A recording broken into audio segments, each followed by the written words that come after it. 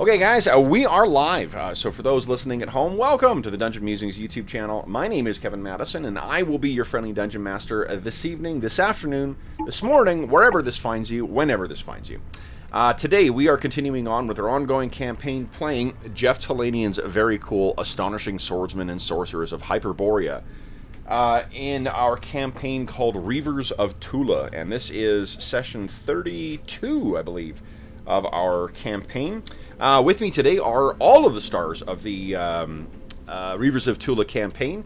I'll go the order I've got you guys on the screen here. Tell us who you are, who you're playing, and what level are you at right now. First up is George. Hey, I'm George. I'm playing Milo Black, who is a Chimeric Celt Warlock, and he is currently level 5. Nice. Next up is Carl. Hello, I'm Carl. I play Iphigenia Acantadoris. She is also a Warlock, but a Necromancer specialty. And she is also 5th level. Nice. Oh, she's Amazonian too. Yes. Next up is Robert. Oh, you're muted, Robert. I'm playing Reagan, a 4th level still, Celt Viking Runegraver, and yeah, she's just trying to not get hit by piercers. Oh wait, sorry, that was a flashback. Yes. It's been a while since I got a whole bunch of classic monsters I need to get on my bucket list, so look forward to you guys going to this room full of trappers and mimics and Yep. Next up is Dave. Hey everybody, today I'm playing Gwenrick Jen's daughter. She is a 3rd level human fighter of Viking lineage. Nice. And next up, making his triumphant return, having vanquished his computer, is Colin, aka Spoikpit. Hello there, I am playing Kane the Lion. He's a Chimeric Celt warrior, and I think he's 5th. But he might be 6th level. I need to check. Nice. And next up is Arlen. Hi, I'm Arlen. I'm playing Artair. He's a 5th level fighter. Nice. And last but not least is Will. Oh, who's muted? Oh, I can't hear Will at all. Can you guys hear Will? No. I can hear Will. I lent him my computer. There you Yes. Is that better? Oh my gosh. I tell you, Will, of all of our players, nobody gets sass in their accent like your Tennessee accent. It's true. Yeah. Sorry, Will, go ahead. Sometimes you got to watch it. Yeah. I'm playing a Mark Halsasing. He's a Sikh monk from 18th century Earth. I am level 5, and I am getting close to level 6. Very nice. All right. So, guys, last session was a bit it was a bit of an eventful one. I'm realizing I say that after every session now in every campaign. But last session was eventful. We did have quite a few developments. So what happened last time, guys? That's true.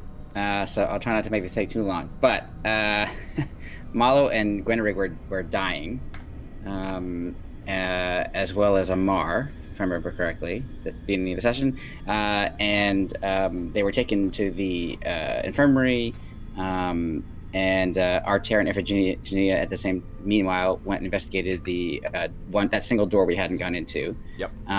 And downstairs, and that's where they found the stranger who we'd been looking for, who said we can call him Skokomo, and he was a very strange but very cool individual. He had a lot of cool powers. He was able to shut down that doorway to this alternate dimension, and he said he called it a doorway to many places. Then he came to the infirmary, and he actually used some kind of strange magic to heal Malo, kind of absorbing Malo's injuries into himself. Not any kind of magic that we are familiar with. Nothing traditional. And Malo and Artair eventually... Well, I don't know if, Reagan, you want to say what happened with Esteban Diego.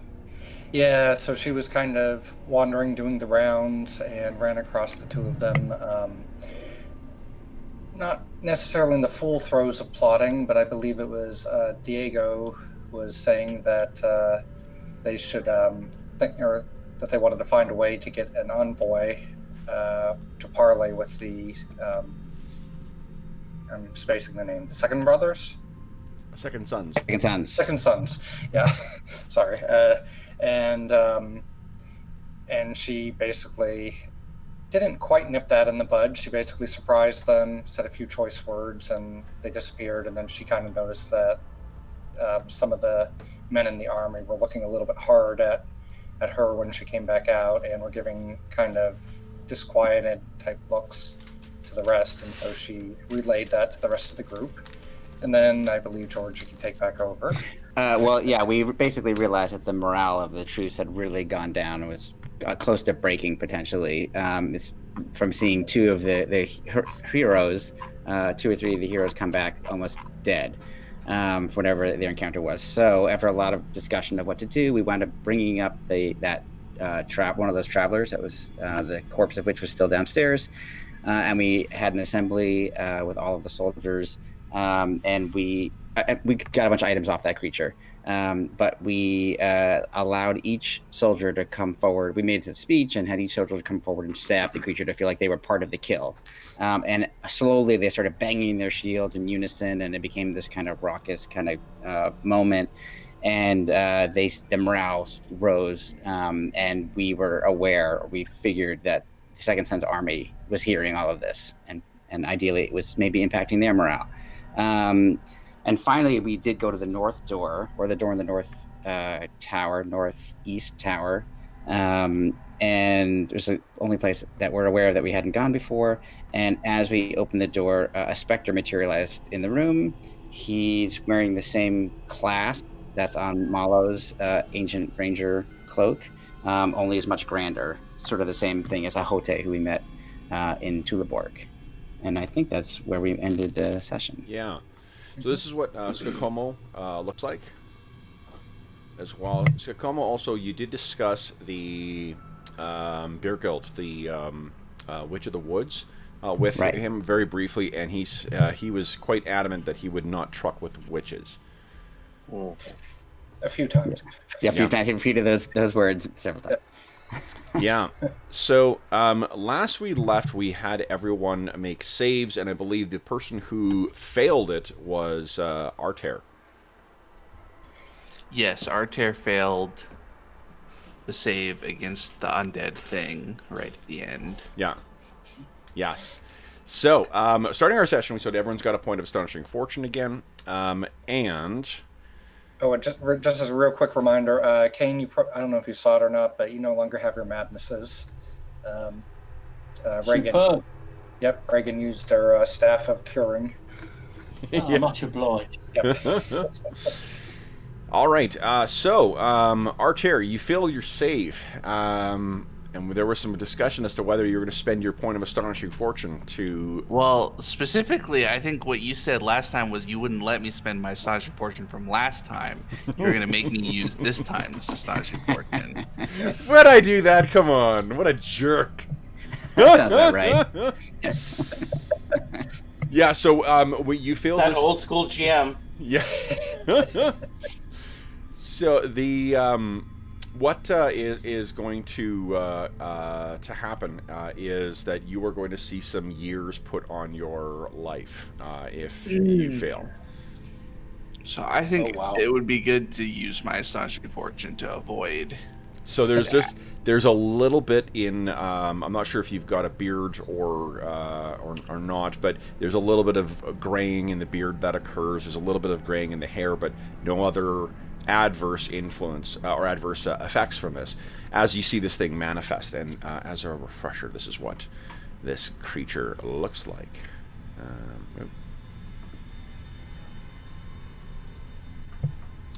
Yeah. So minus the Final Fantasy VII sword. Minus exactly.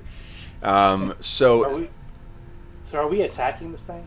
Is that the... we haven't done anything yet. It has just manifested. So this thing looks, and its ghostly form is looking over each of you as if trying to, figure out who you are. What happens next, guys? So, as a reminder, this thing had a it has a cloak clasp similar to kind of like Malo's. Kind of like Malo's, okay. But a lot grander. More like Ahote's, who was high up in the... Yep. Yeah. Maybe we should bring one of the guys with the similar cloak up to talk to it before we just Not it. outright. Not it. It's already made Arter older, and we have to save versus spells. I don't know if there's much talking involved. Well, it's not like maybe it was just, maybe that was a passive effect. Like we see it, and it's like, oh my god. I mean, Malos can barely see the thing from where he's standing, but I can see it. And I said, let me forward. I will see if I can parlay with it. I have 3 hit points. I got this. Yeah, that's I feel like I have to. Kev, remind me, this is all still the same day, right? Yep. Yep. Okay, so I basically got no... Climb down in the other room. Yeah. I think parlaying would be the best thing at this stage, yes. We can always fight if we must. Yes. Arter, do you want to... Here, I'll you just stand there? Space for you. Right, you're going to stay in the room, though. Cool. That's good. Meat shield. Yeah, exactly. I'm kind of limping in. I mean, just like suffering some horrific wounds. So, what you can... I'm making sure that my clasp is very visible, by the way. Sure. So what you can see is as you step in, this spectral creature seems to, its blank white eyes, opaque eyes, look over in your direction and see you, and they see your markings, and it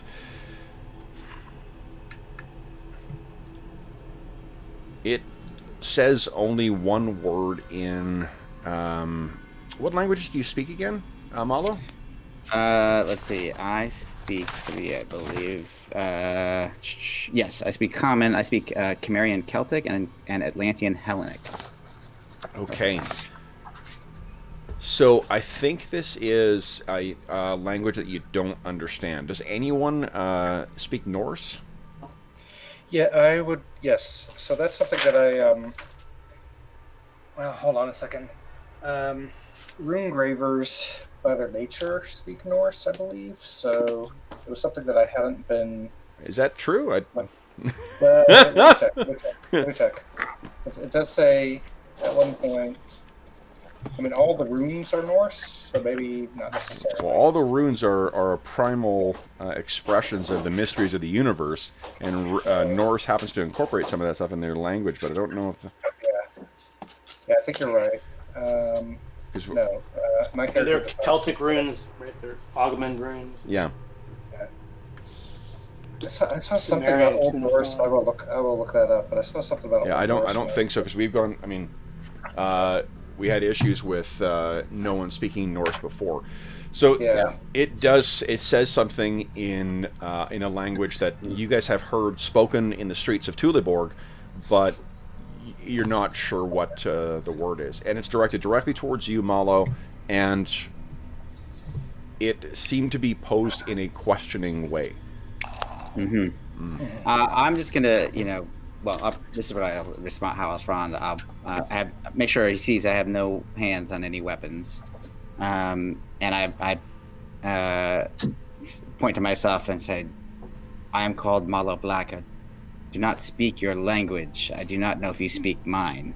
And I will go through each of the 3 languages I know. Yep. As I do this, we are not here to engage in battle with you. When you reach, what was it, the Hellenic? Atlantean. Yeah. Then it turns, and it says, you speak the tongue of... Well, actually, I guess I got to do my... he's a Spectre, so we'll do our Spectre voice again. Which led to 2 downvotes mid-session last time. Yeah. Like, boo! They were scared. That's what happened. Some people have no appreciation of But is Spectre better than Flying City of Gnomes? Yeah, Flying City of Gnomes has been the death knell of 2 campaigns, so no. Turns out Skyrim, a bunch of flying gnomes are very scary. So what he turns and says to you in Atlantean as well. You speak the language of the traveling people. We speak the same language, but I am not one of them, nor would I wish to be. You bear the sign of the Brotherhood. And his hand kind of comes up and gestures towards you, towards your neck. Yes, I have been blessed with the usage of this talisman. But I am not of the Brotherhood. I am not officially, but we have been allies recently. You see, he looks over and has the prince come? My memory is broken.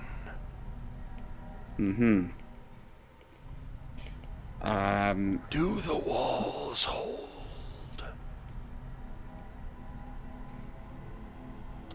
We're not sure if we know the answer to those questions, unfortunately, but there are definitely signs of the walls crumbling and potentially that the prince is attempting to return if he has not returned already, but strange things are happening here.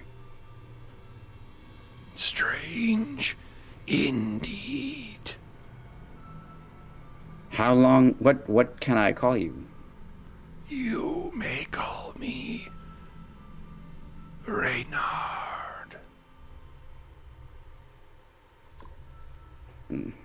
Reynard is... And what do they call you? I am called Malo Black. These are my companions, and I'll go through each of our tear first and back behind me. Yeah, and he sees Iphigenia and says, "You are of the Sisterhood." What language is he speaking in, though? I don't understand. Hellenic Atlantean. Do you understand that? I don't think so. I speak Common, Hellenic, Amazonian, and Thracian. Okay, so he says something to you. Malo, do you want to do that movie thing? Yeah. Yeah. I'm going to translate what he just said. He said, "You are the Sisterhood," was kind of a question. Half a question, half a statement.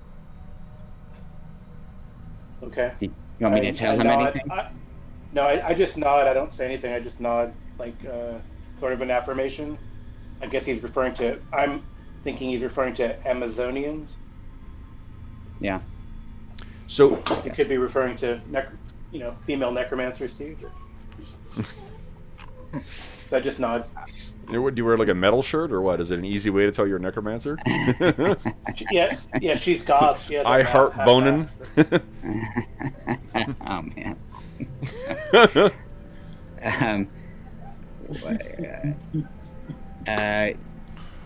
What caused you to be... I don't know if it's trapped or you're here of your own will for so long. This place. He looks up, and there's a look of anguish that kind of goes over his face. Because remember, this tower, the whole second, like this, there's no ceiling to it. The top of the ceiling, top of the, I think top 2 levels of this tower have been completely destroyed in some, ancient siege or conflict. And he looks up, and he seems to be surprised by this. And he says, "The keep has fallen." This part has fallen, but the rest remains standing. Are you, if you are aware of the gateway to other worlds that has been shut down? This place. The prince. The warlock prince. He did this.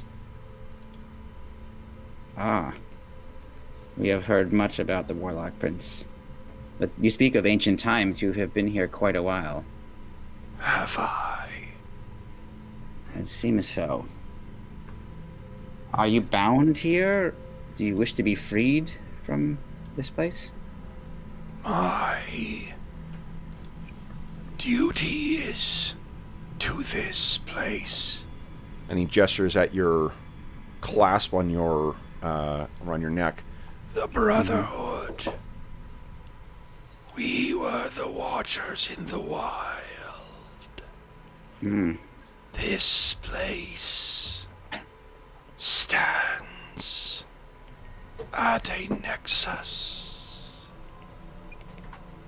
A place anathema to the prince's plans. He planned.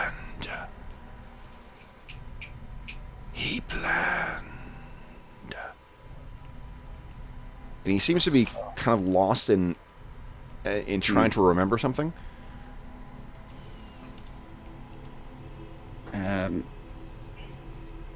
Well, we do not know if that plan was carried out or what happened, but he seems to have been defeated long ago. But we have not heard of him or seen the effects of his power until recently, when strange events have begun to occur. He turns and looks at you, kind of confused. What recent events? There have been many strange occurrences. There have been creatures attacking ships at sea. There have been travelers seen in this part of the world that have not been here in quite a long time. The skies. Have his riders taken to the skies? Not that we are aware of. What would these riders look like? They ride beasts of scale and claw. And he looks. There's a look of there's a kind of look of concern on his face, and he says, "They came. They came here." And he sort of looks over at the corner where that piled rubble is. He says, "They," and you can see that there is a fragment of bone sticking out from underneath the pile of rubble.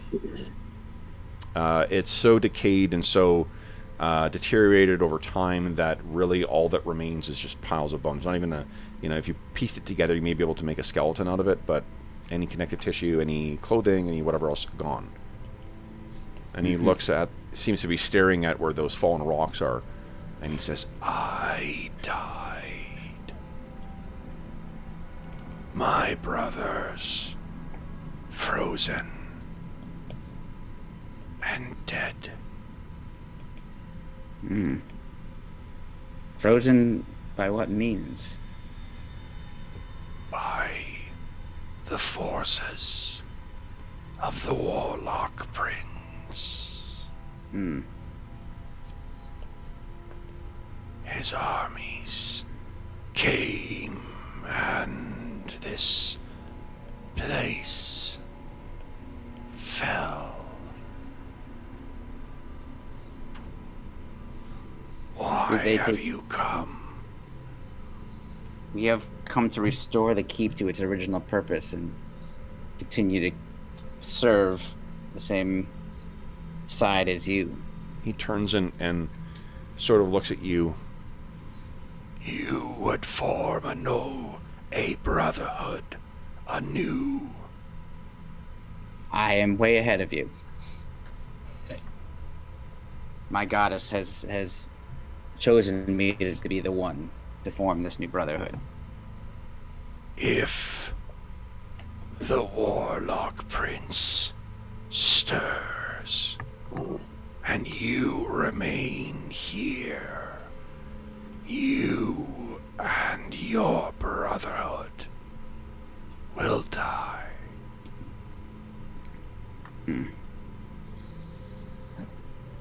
He has a really defeated and despairing look on his face. His eyes turn back, and he looks at the fallen body. Looks back at you all. You are the masters of this place now. I pray it holds you safer than it did my brothers. I hope it does.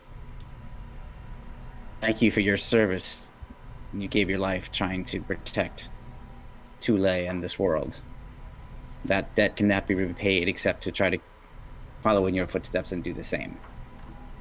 He's slowly making his way to where the fallen bones are, and you can hear his voice again, though he doesn't turn to speak to you.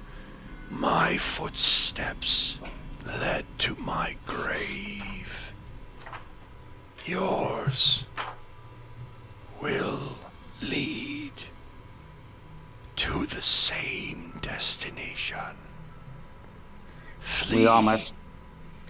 We all must die. It is what we do in the time we are given. That is important. And he stops at right at the cusp of sitting of where his bones are. He turns. He makes eye contact. His opaque eyes locking with yours. So think the living. The dead know otherwise. And with that, his form fades, and the ambient temperature rises. And I will make sure I've translated all of that to the rest of the party. So, with the spectral form having departed, the room appears to be empty now. I don't want to disturb those bones, but I just want to get a closer look at them. I just want to lick them. I want to just once. Yeah. So if you check, yeah, I mean, it appears that I'm wondering if I should basically remove them and give them a proper burial. Yeah, that's what I was thinking. Reagan That's would what I think definitely we should want do. to that. Yep. Okay. We're all on the same page. Yeah. It's almost like you guys have been adventuring together for 16 months. That's right. So, I just don't want to have the whole, the rest of the tower crumble or, all in. So I just want to make sure they look like we can extract them. you may want to get the benefit of... I guess you don't have an engineer here. You got siege... Oh, I guess the siege engineers, the Moretta brothers may be able to assist with that. That would be great. Okay. And We'll call them in and get them knocking up some shoring. Get that sorted. Sure. It's is there actually a table and chair in there? There is, yeah. I just want to look out just in case there's We'll look happens to be around, something. Yeah. Yeah, I mean, it appears that there's whatever may have been in there has deteriorated to the point that this has been exposed to the elements for such a long time that there is the remnants of paper and whatnot in there, but it's so deteriorated as to be trash. Okay. I mean, it'll take a couple of hours for them to sort of to get the necessary stones, kind of. This guy really was caught underneath the collapsing, the majority of the stones. But after everything is removed, you do find yet another. You do find him piled under there. And 1 second here. I need someone to give me a dice roll here. Give me a D6 roll, please, somebody. Whatever the first one I see is. Nice. So here's the thing that's that you do find in there as well too. I mean, his bones were broken in hundreds of places. Obviously, some of the bones have been reduced, to dust or fragments centuries ago. What does survive? That same cloak that he was wearing with the same clasp on it. That's great. Yeah, and anyone have the sense magic cantrip? No. I feel like I need to learn it now because this has come up many times. Yeah. I do not have it though. I have detect magic. Oh, I have detect magic actually currently prepared. Okay. Well, I'm sensing magic, and I haven't even got that skill. It's called Read DM. Right. When Kane points that out to me, I will actually cast detect magic. Okay. And see All what I right. can So use. what this is a cloak of protection +2. So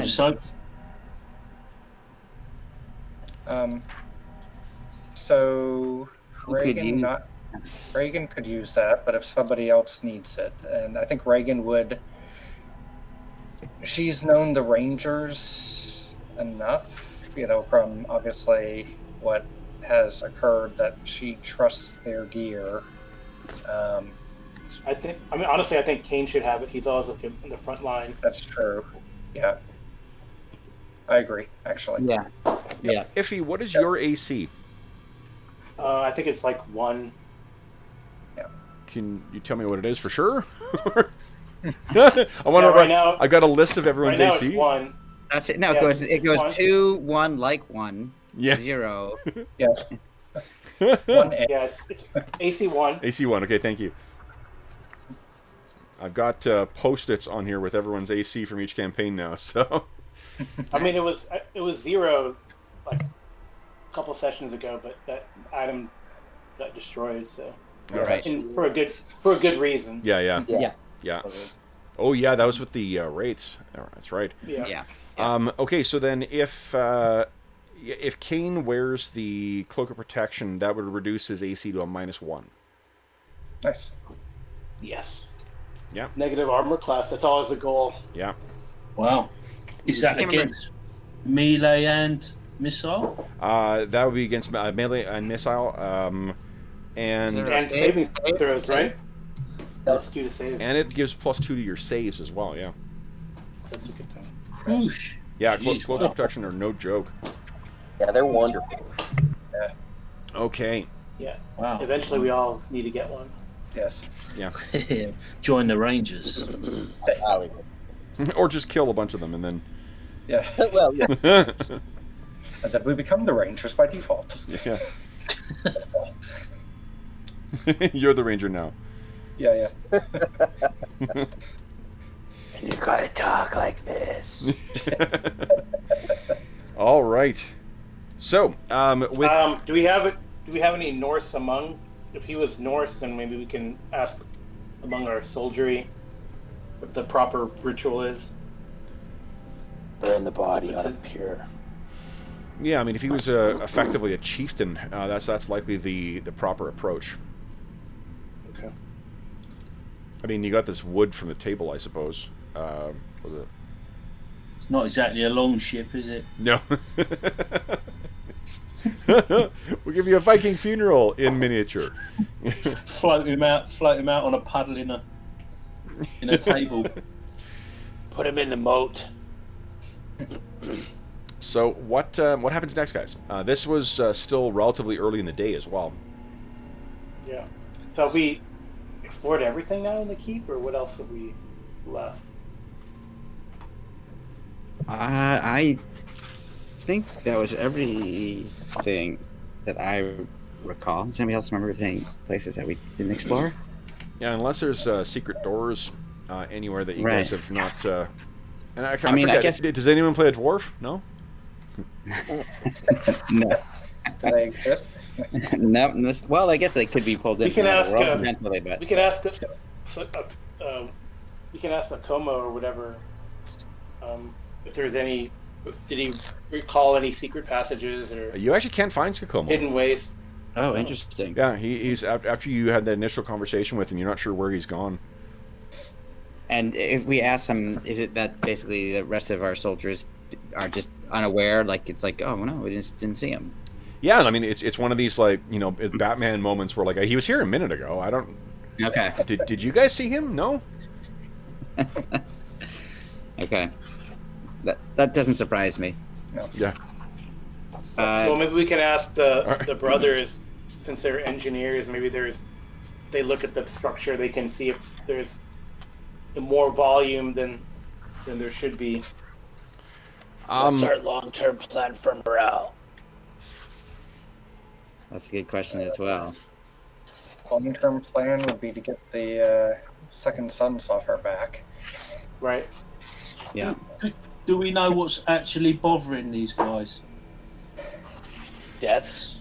Well, oh, you mean our guys? The numbers have dwindled. There's a large army outside.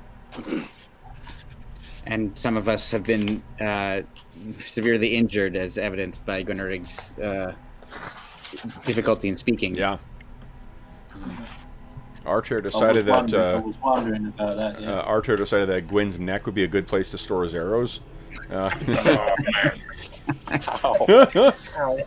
You hold this Archer for me. was trying to help the group, doing exactly what he's done well up until now. Yeah. Well, it's definitely a memorable event because I think both of you played that very well. Oh yeah. Archer breaking his bow was awesome. Yeah. Yeah. So, what do you guys make of this then? What do the heroes make of this development? But Gwen? Sorry, go ahead, Kevin. Oh no, that's you guys go ahead, talk it over. I was going to say, but Gwen's also specialized in bow, so if Archer wants to be up front and she wants to shoot a bow, like, hey, we could just maybe a payback shot or something. There you go. And then you can come back to being an archer. Oh, I see. Not sure that's how that works. Except you're not as good, so you might not miss. Just slightly. I mean, it seems like we have a couple of pressing issues. One is the second sons, of course. Two is, we haven't been contacted by Bear Guild yet after we freed the stranger. And so, we're supposed to wait for her. So I'm assuming it's going to happen sometime, maybe possibly in the middle of the night like last time. And then lastly, we could explore the keep looking for secret doors just to make sure we didn't miss anything important. Obviously, this is an extremely important location in Thule, in the world potentially. So it's possible that something was hidden from us, just in case. But we do have time in the day to check that out. But I think we should just investigate, look out and see what the Second Son's army is, if there's any movement, if anything has changed. Sure. So you have. Do we need to send a runner to the witch? No, she said she would find us. Yeah, she said she'd contact us. You can go. And she spent, there was an owl involved, so she definitely has ways to. It was Amar, I think, that saw her in the dream, right? Yeah. That was the owl that came to me and spoke to me. Yeah. So my guess would be that she would do that again. Do we have allies we could call to the keep? What was that, Gwenrig? I missed it. Potentially we do.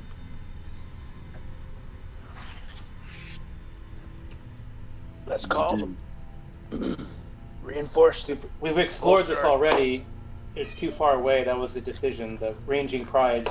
Was We it? could call we could call for the Wemmets. We should have done that when we first got here, but we did not. I mean, I think No. we our feeling was that they wouldn't come because they had suffered so many losses recently. Yeah, they've been hit pretty hard, and also That's we were true. concerned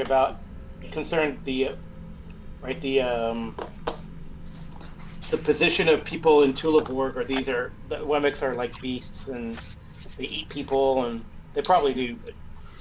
So they they- eat people. It wouldn't be good to draw It them wouldn't be into good it for anyway. morale. Yeah. No. Right. Yeah, No- morale as well. I mean, right now, other allies. right? No other allies. None that we have out here. I think the best. Haven't you been marching with us the whole time? Was that? What was that, guys? I mean, Gwen's risen up from the ranks of like the common soldiery, so she's not privy to what you guys did as adventurers. Mm. True. Yeah. I mean, we literally just held this kind of ceremonial slaying of the traveler. So morale right now seems to be at a relative high. Mm. So I don't think it won't stay that way. It won't stay that way, but I think it like right now for this day, I think we might be okay. Yes. But I agree that we need to figure out something else to do. Mechanically, you guys, your whole ceremony bumped the morale of the army up by 1. So though their morale broke before, it will be harder for it to break a second time. Okay. Right. So I think, given how depleted we all are, I don't think there's anything.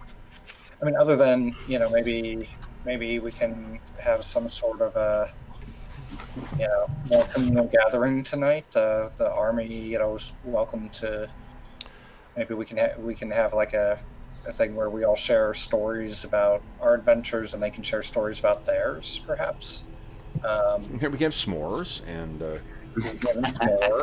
Well, I was gonna suggest a party, but that's a ash party, really, isn't it? Yeah.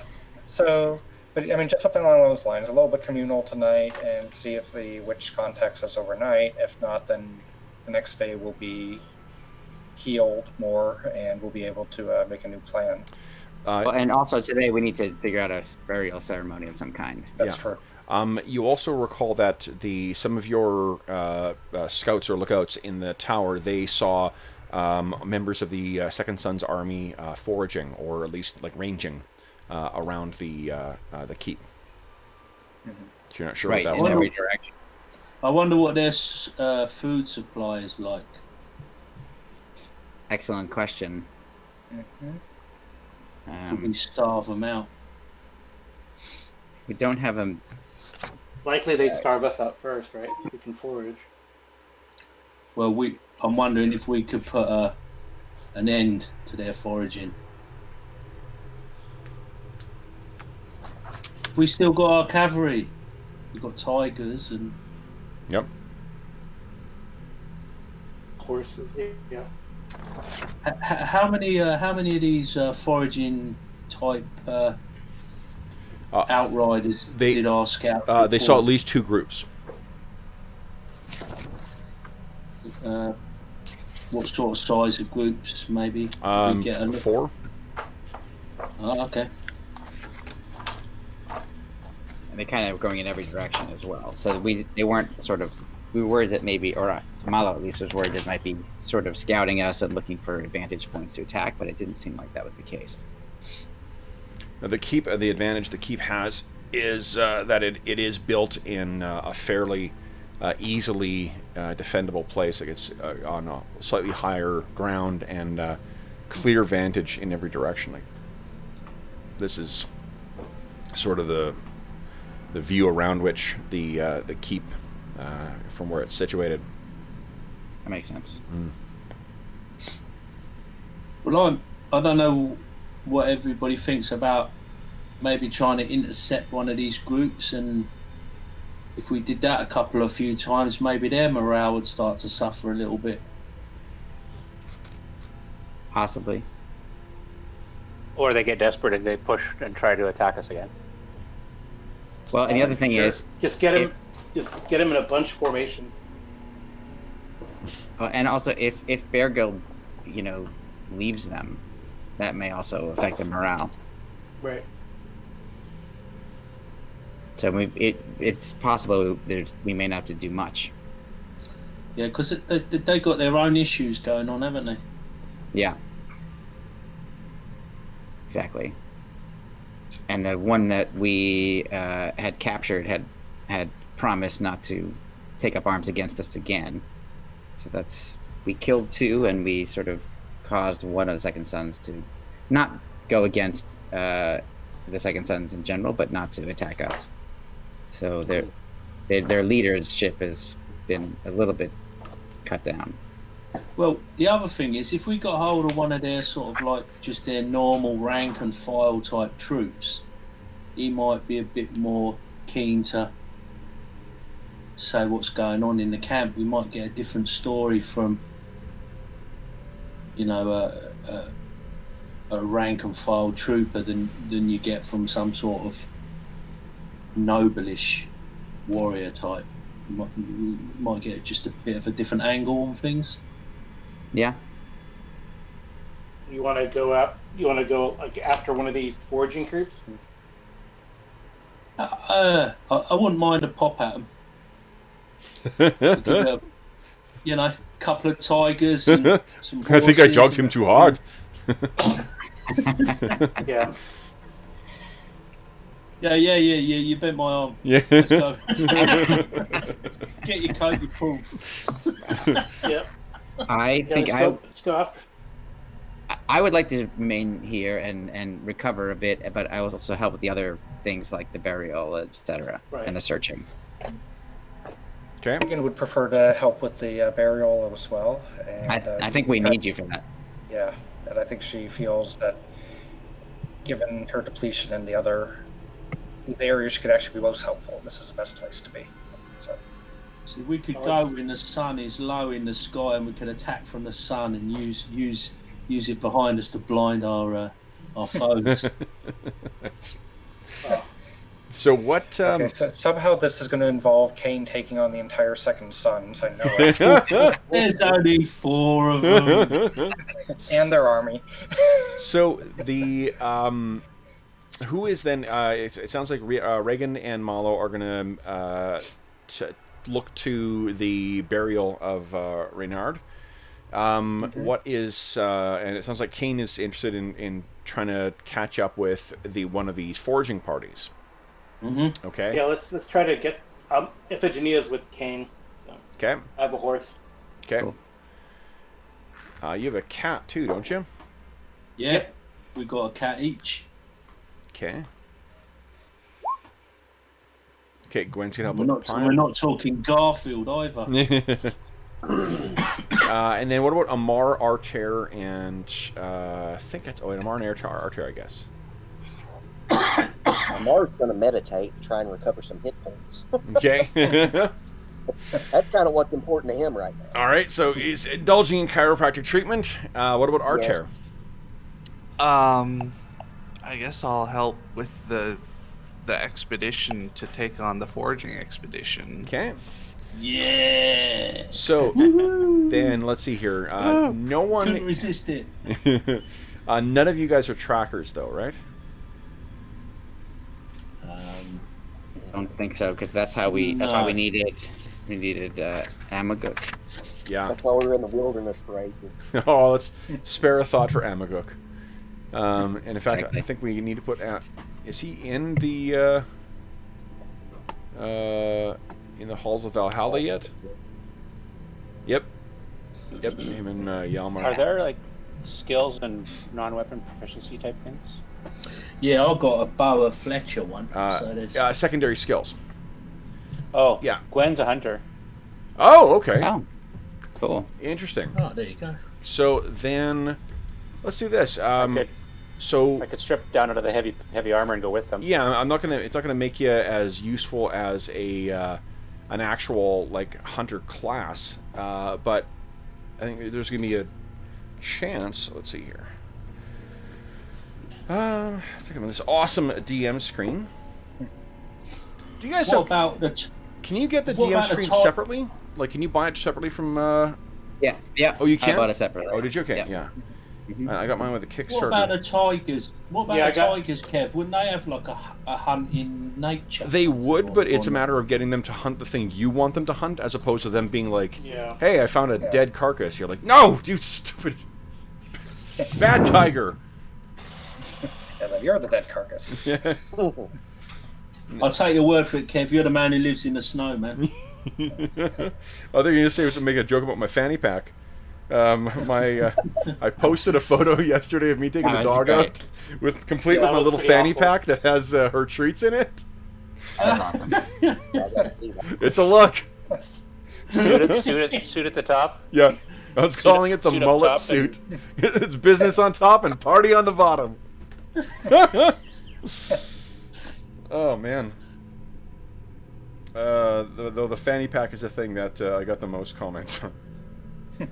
You're looking at a man who has apparently given up.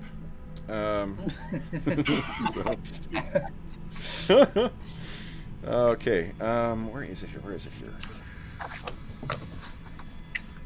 Oh, here we go.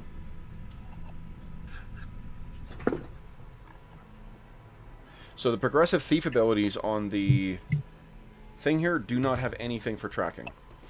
So, where's my book? Alright. Alright, let's take a look here.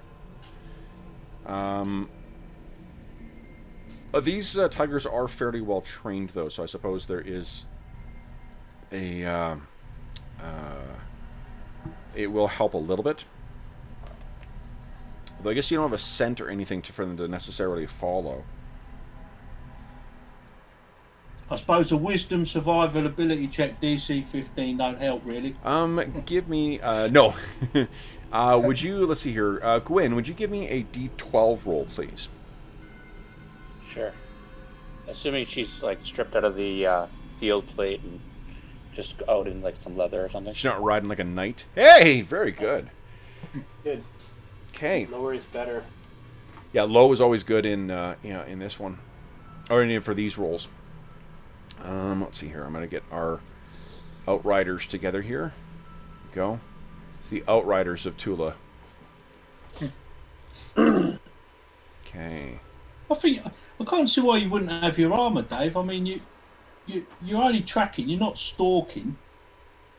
Oh, we're stalking them, not animals. I guess. Yeah, I guess you would have your arm. I wouldn't have armor on. Yeah. Because it's not like I'm trying to hunt a deer or something, and I got to stay quiet. Exactly. Yeah. Right, it's not like people can smell you from downwind. And when we catch up with them, there's liable to be some trouble, which is not something that's going to happen with a deer. Right. Well, ordinarily, you'd like to think. I don't know. With Kane around, I'm sure there's going to be trouble. Yeah, if I have anything to do with it. I seem to remember you guys having a great deal of trouble with a certain deer as well. Oh yeah, we did one time. It was that giant elk you guys wrestled to the ground. Yeah. That's I it. remember that. Yeah, Oh, that's pretty awesome. man, that was a while ago. Yeah. Okay. That was I think that was me and Arlen's old character, Yeah, wasn't it? Jason. That's right. Every time we play this, I Nice. turn around to grab my ash book and realize I still haven't ordered it yet. Oh. Well, there are, what do you call it? June 1st. June 1st is going to be the start of the raffle as well, too, and there'll be 2 of them available for that. Maybe I should hold off. I'm going to close Noble Knight right now. And Somebody paid $50 shipping on one. I saw that. I hope they got the ship with it. Hey, that reminds me, Chaosium is now going to have a distribution center in Canada. Really? Yeah, Oh, yeah, they are. Yeah. Yeah, no, that was... I don't know why shipping is so much to get across an invisible line. The border, it's crazy how much, like, the duties and taxes you pay for stuff coming in from the States is pretty dear. I got charged. I got charged tax on a PDF on itch.io the other day. I've never had that before. Huh? Weird. Yeah. Weird enough to make me think twice about ordering any more stuff. Yeah, it's pretty crazy to get dinged for a PDF. Yeah, I know. Yeah, right. Yeah. Huh. Is that like a VAT thing? Oh. Yeah. Mm-hmm. Is there although is there some kind of I thought there was a tax that was coming in on, like, in general for online purchases in Europe. You guys didn't get out of the EU fast enough, apparently. Let's see. It was a Europe thing, actually. Mm. I should query that and tell them, not in bloody Europe. I bet that's Yeah, because there was the French that were putting in. There was that thing that was making the news a little not so long ago that they were putting in a specific tax on online purchasing or whatnot because they felt that the Americans were not taxing those companies enough. All right. So it could very well be that. I don't know for certain, but that does ring a bell. Okay, here we go. Here we go. Sorry, guys, I'm setting up a new battle mat. Much as I'm sure you want to see that same, tundra map again. Oh no! Not the tundra map. You can't use that anymore, Kev. You ain't got any snow now. You can only use that when you've got snow outside your house. Outside my house, yeah. Well, I mean, it's April, so, it's beautiful and sunny today, but wait. The joke they have about London weather, if you don't like the weather, just wait. Same here. Right. I've lived in like 5 different places. It's the same everywhere, folks. Yeah. We've had a glorious spring here. It's unbelievable. Yeah. It's like, I don't know, being in the Algarve or somewhere like that at the minute. They say the same thing in New England. Just wait, in Connecticut, weather changes in 5 minutes. I'm like, really? Oh, I never heard that one before. I've lived on both coasts. I've lived in the UK in a couple of different places. The one thing I will say is that I haven't had the weather cause migraines anywhere other than here. Yeah, that's true. Huh. Is that pressure related? Yeah, it's or? pressure changes that come in. These winds come in with massive pressure changes called Chinooks. And they're awesome because it usually means you suddenly get a huge change in the weather, but the pressure change is fucking brutal and headaches. Right. That's Yeah. awesome. You go from freezing to wearing shorts, or below freezing to wearing shorts.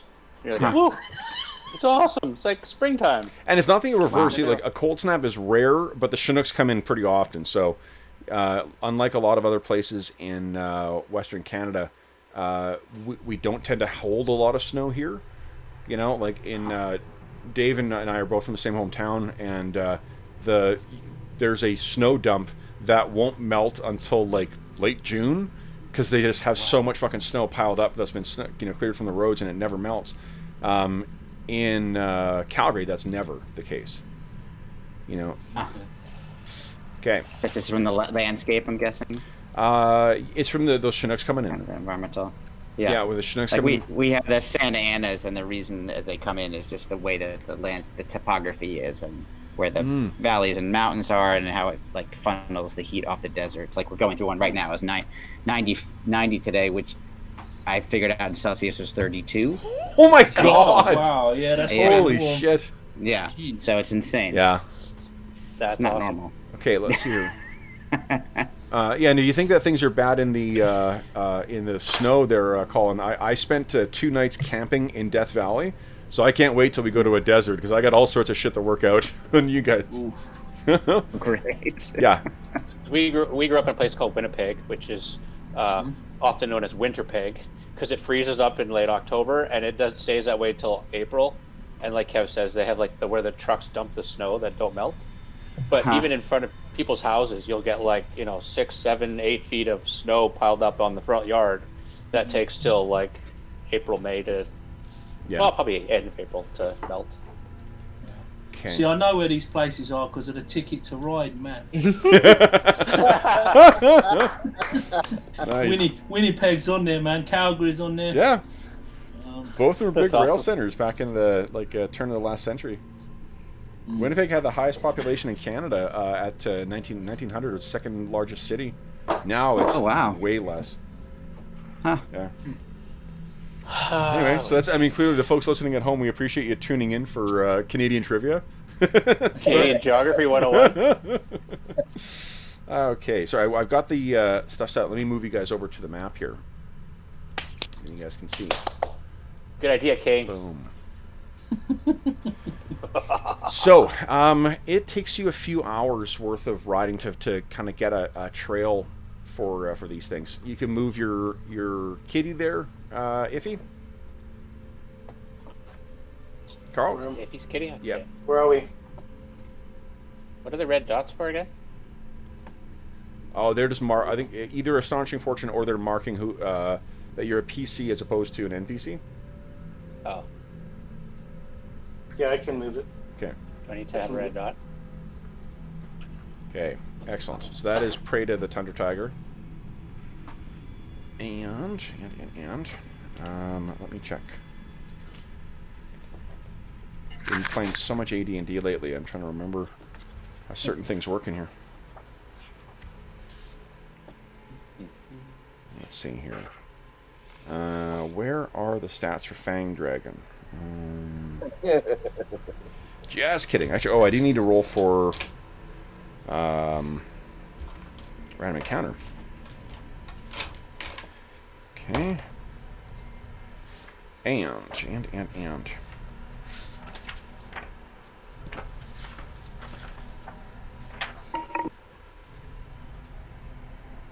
Is that both the tigers there? Just to one of them. Oh, who else is who's the other one who has a tiger? I have. Oh, you do. Okay, you've got. What is yours named? Oh, Yason. Yes, Yason. Yason the Tundra Tiger.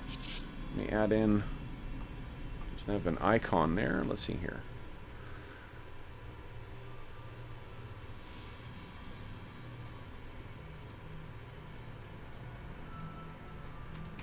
Go.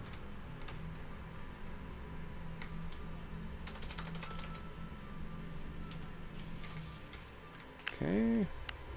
There we go. Boom. Okay. And does Yason have... Oh, yeah, he's got his hit points on there, too. Good. All right. I think I need to run, guys. I'm apparently not fully recovered, and I'm feeling worse. That's okay. So. You look like you were fading. That's right. Yeah. I'm going to watch the rest of the stream from my bed, but I will be there in Yeah, spirit. sounds good. All right. All right, feel better, Arlen. Feel better, Arlen? Yeah, man, take it easy. Did I get any hit points back at all, Kev? You would have gotten your hit dice. A hit dice plus your con modifier back. Okay. Okay, so he's getting his token set up as well. Well, did we rest overnight or something? I weren't there, was I? Whatever happened.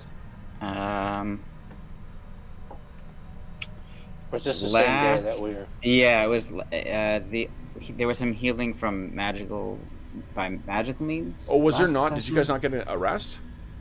I don't think. Oh, maybe you didn't. I don't remember doing one, but I could be wrong. No, maybe you didn't. Same day, I think. Yeah. Is it the same day? Yeah. Yeah, unfortunately. It's very common. Okay. Okay, that's all right. All right. So. That's why I still only have 3 hit points. Yeah. So you. Oh shit. Just checking something here.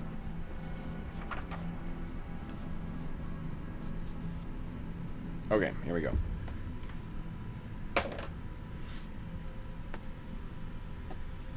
All right, now you guys, unfortunately, you found the tracks, but I don't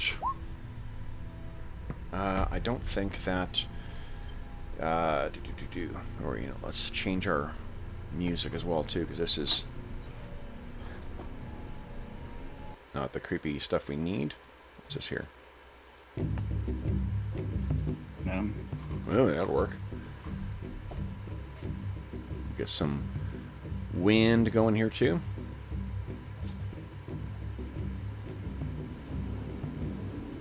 There we go. Riding out in the wilderness. Let me rearrange some people here. Boom. All right, so you guys are out on horseback. Iffy, Gwen, and Kane. And Gwen, this may be the first time that you've actually been with the Tundra Tigers as well too. So these 2 massive cats are with the guys as well, and they seem to be following their commands, with just a gesture of their of their hands. What you guys? Let's see here. managed to find is a trail, thanks to Gwen's tracking and the help of the tigers. You find the trail for where some of these foragers were seen. There's hoof prints, and let's see here. Let's use.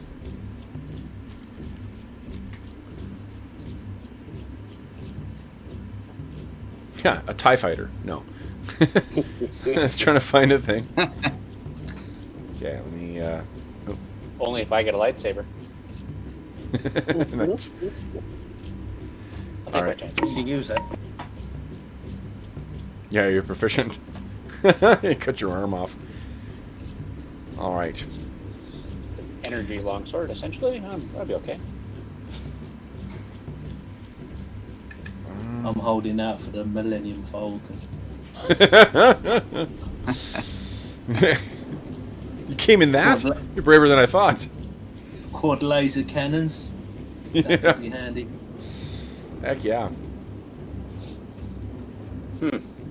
Maybe that's what I'll get Kev to play. Oh wait, George is bringing it. Oh, just gotta be really nice to George. Actually, Yes. George and I were talking.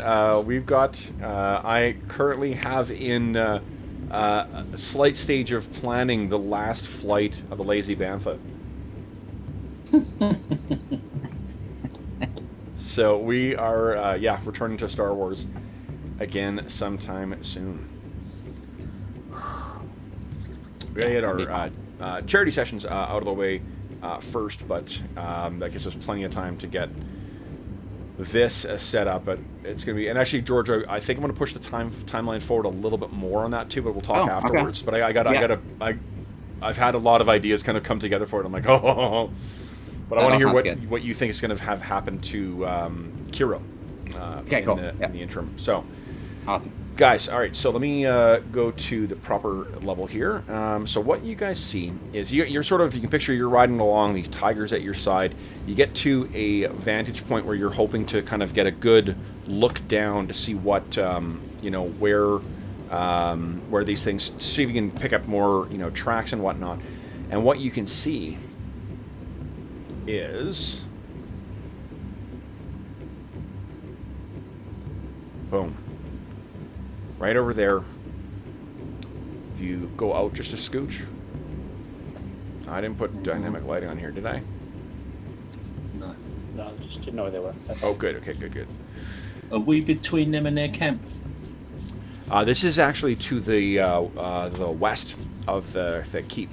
They seem to have been foraging on the far side. Okay, so we are between them and their camp. Yeah. Ho, ho, ho. So what what you see is them. They are dismounted, and they seem to be sort of like collecting something off of the ground. And then one of them, I rolled for surprise here. One of them kind of hits their allies, just like, it gestures up at you guys. You're not surprised. You can see them down there. Guys, let's roll initiative. Or you know what? We are a couple minutes early right now. Do we want to take our mid-session break right now and then? Maybe that might be a good idea. Yeah. Okay. Right now, flow. Okay. So Sure. we will be back momentarily, folks. Let's see. Okay.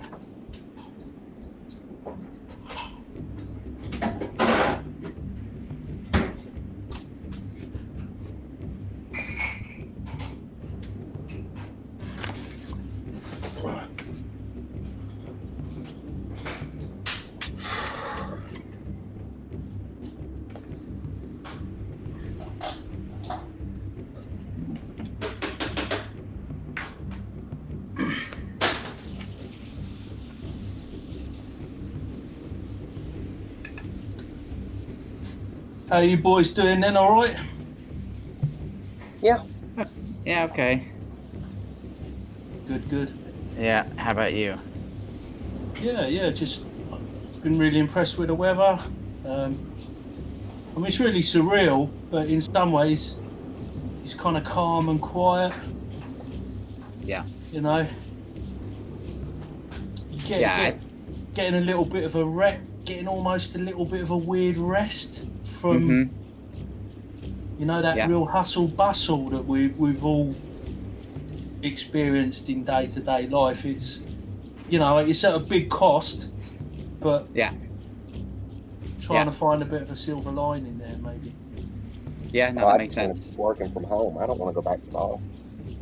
No, I bet. Do you I think? love it. Will, do you think they'll allow you to do that? Will they allow people to work from home? Do you think? I doubt it. Really. Fundamentally, there's no reason they shouldn't. Fundamentally, I can do my job just like I do in the office. Yeah. I can do everything I can do. You know, I do appointments with telecounseling, you know, just using webcams and stuff. But they're kind of uptight. Well, I think that's a lot of places. Yeah. Do you think we'll see it? Sorry, go on, George. No, I was just gonna say in Los Angeles it's like bizarre because for once there's no traffic, also nowhere to go. But you know, you really see how crazy it is all the time. Yeah, that's kind of what I was getting at. That it's like you're seeing this weird view, like a different perspective of things. Yeah, totally. And I think there could be some potentially long-lasting changes in people's people's perspectives could change on their lives and that. So yeah, I can see that, definitely. I think here, especially because commuting is, you know, insane, there might be more people who wind up working from home, which benefits everybody. Fewer cars on the street, etc. Because it's almost like you've got an enforced trial of the idea. It's true. And if it works and the evidence is there, there's got to be a case for people to say, well, hold on, we were able to do this. Yeah, exactly. I saw a meme the other day about, and I don't want to poke fun at COVID or anything, but like, you know, people saying, oh, well, there's no way we could all work from home and reduce the greenhouse gases and whatever for climate change, and then Mother Nature's like, here, hold my beer. Yeah, it's kind of true. But really, it's like it took, you know, a pandemic for people to stay home, and they're already seeing positive environmental effects of it. And I think about the dollar thing, you know, because they're not having to pay for my internet. They're not having to pay for my office, power, water, you know, all that stuff. That's true.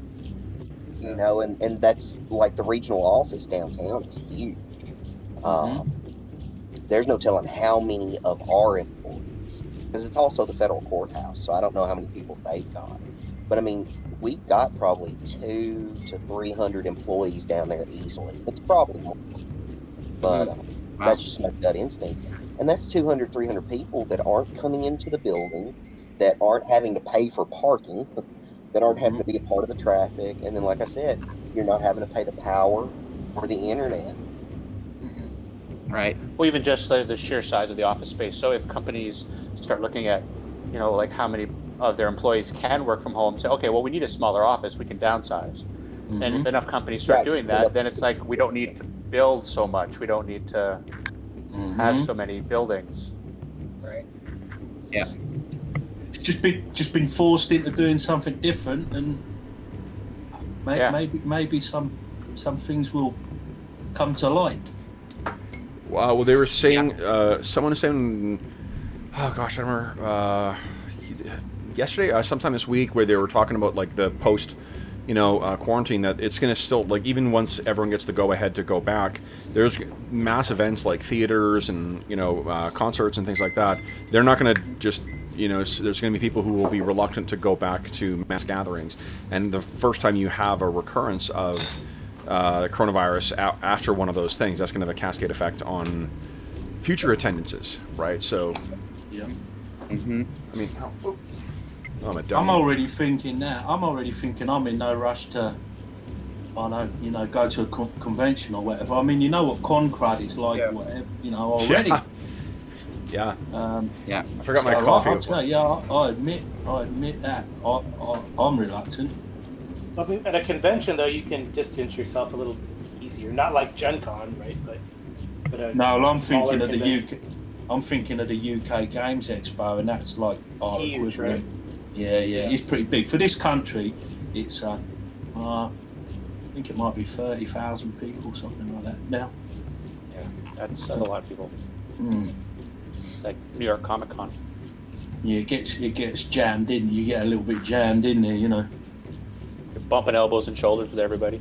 Oh yeah, definitely. Yeah, on the busier days like the Saturday and stuff like that. Saturday and Sunday in the main buildings. Yeah. Okay. But even so theaters could do something. Oh, sorry, Kevin, I didn't hear back. Let's say theaters could have spacing between seats. Now that they've got assigned seating, they could just say as soon as there's a seat booked, if your party is 3 seats or 4 seats, then the ones next to you are blank, and then they could program it so that people can't book seats next to each other. Yeah, that would help. In theory, they're doing that on airplanes, but I've seen that some flights have been full, though. I've seen. Okay. All right. So then, let's see here. Colin missed last session, so Colin, let's have you roll initiative. So, first off, everyone needs to declare what they're doing. Right. Oh yeah. Declare. Yeah. So that rocky outcrop, Kev. Yep. I'm imagining we can't go down there. You cannot jump directly down there. I think, the ones that are 2 squares, I picture those being about 10 feet up. So me too. That would be a bit of a challenge to, leap those things down. Your cats might have no difficulty getting down there. How do we want to?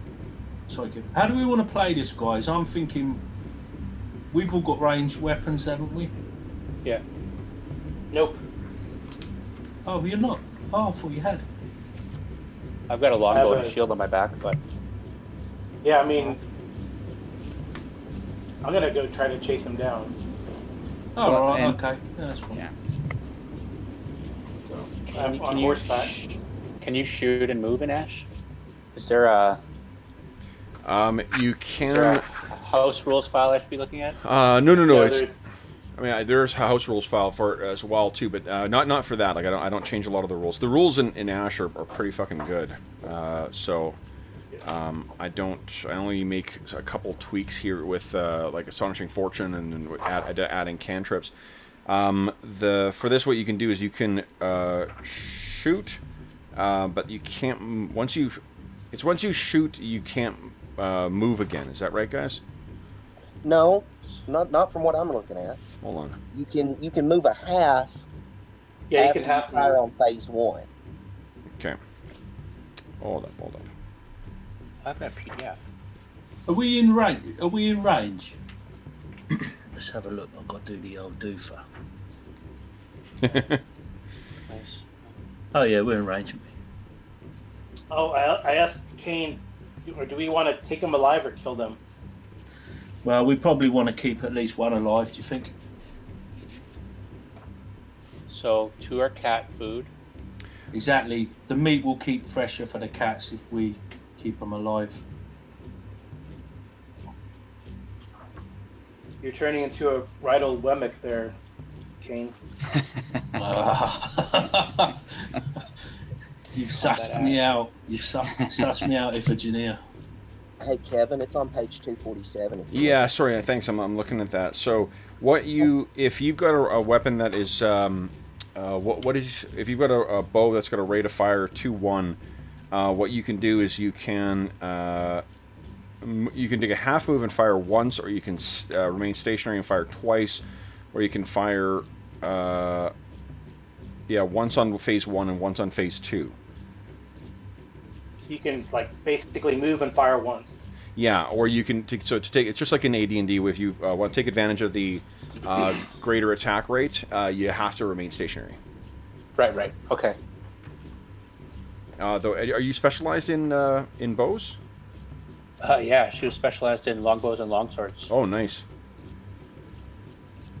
She's our AirSats elf.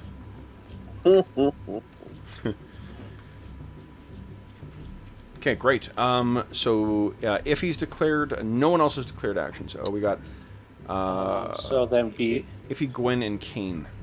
So then, do I put missile move or move missile? Depending which way you want to do it. I will actually. I'll shoot from up top and then move. Yeah. So move. Okay. Missile I move. mean, I don't know. Depending on which way they move, you might be even stay stationary. And I was going to say, Gwenrig, you might want to hold this position because you're in quite a nice defensive position there. They're not going to be able to get at you, and you can pepper them with fire. And we might be able to flush them out of the bushes. So that would be. I could use 2 attacks then. if I you're would not just moving, stay. yeah. I wouldn't move. Yep. You can do 2 in I first can do phase. that? You can do 1 on each phase. You can do 2 in the second phase. Whatever your I'll preference just is. do missile, or missile times 2. Is that how it works? Okay. Well, I mean, yeah. Like, Okay. would that be accurate? Okay. All right. So then, guys, Colin, beat my 6. And you want to roll high in this game. That's not going to happen. We'll go for a draw. Here it comes. 6. Nice. Beautiful. All right. So then, guys, you guys have the higher decks. I think everyone's got at least Yeah, +1. Yeah, okay. So then, first up is, no one's doing melee. Missile. We have Gwen. And, yeah, Gwen. Go ahead and make your shots. And how far away are they? 107, I think. Yeah, the closest one is 100. Yeah, 110. Okay, so what's the range on a longbow? It's on my screen here. Longer than 110. I should put that in. I think that's medium. Probably Longbow, medium, that's right? medium, yeah. Short goes up to 70, medium is 140 max. So, that'll be medium range, so -2 to hit.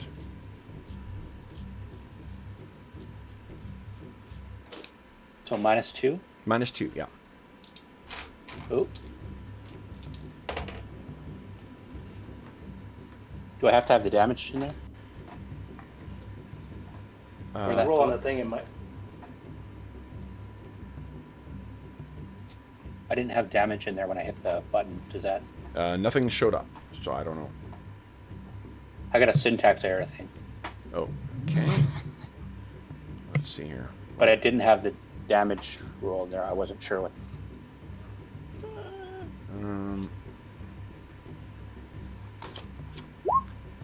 Here, I just rolled. Yeah, it worked for me. Yeah. Okay, I'll try it again. You have to put the damage in. There you go. Whoa. Big There hit. Jeez. Ooh. Okay, so the first arrow goes off. That's not with any of the modifiers we're talking about. Okay. So it's -2 and 0. Well, no, I mean, one of those was my dice roll, so that doesn't count. Oh. And we're just phase 1 right now, right? Yeah. Okay. So Okay, second one. and boom. All right, so one of these guys is hit as he they seem to be trying to run for cover. Oh, another hit as well. Yes. Okay. Not a very good damage roll, but All right, 2 arrows down. That's the end of missile for first round. Then it's no one's got magic. Move. You guys are up first. Iffy and Kane. Both of you are moving. We Go are ahead. on horse. We're on horseback, right? You are. Yeah. Okay. So the light warhorse can move 60. So I guess I move 60 the first, and then I'm just moving. So. Yeah. So 30 the first, then 30 second. Or you Oh, run. it's not 60. Yeah, she's gonna get the horse. Yeah. So it's a horse, but even like your mounts still have remember your movement is prorated across the 2 phases. Okay. So if you run, it's 60, or is it? Yeah. So if 30? you run, you're doubling your speed. Okay. I'll do the first. So you'd be like 12 squares first round. Just remember, if you're Yes. moving diagonal, it counts double for each second one. So I don't know how to do that. you move it and count. I'm not gonna do it with 12 spaces. That's crazy. Then don't move. I mean, like, it's an Okay, I'll just sit there then. easy solution here. Okay, so Kane, were you moving as well? 1, 2. I've moved. Oh, you moved. Okay. Did you dismount? No, I'm moving and shooting, so... Okay. I'm trying to remember if there's a... And the Tundra Cats. Oh, goodness. I think it's in the you guys entered the stats when you first got them, so...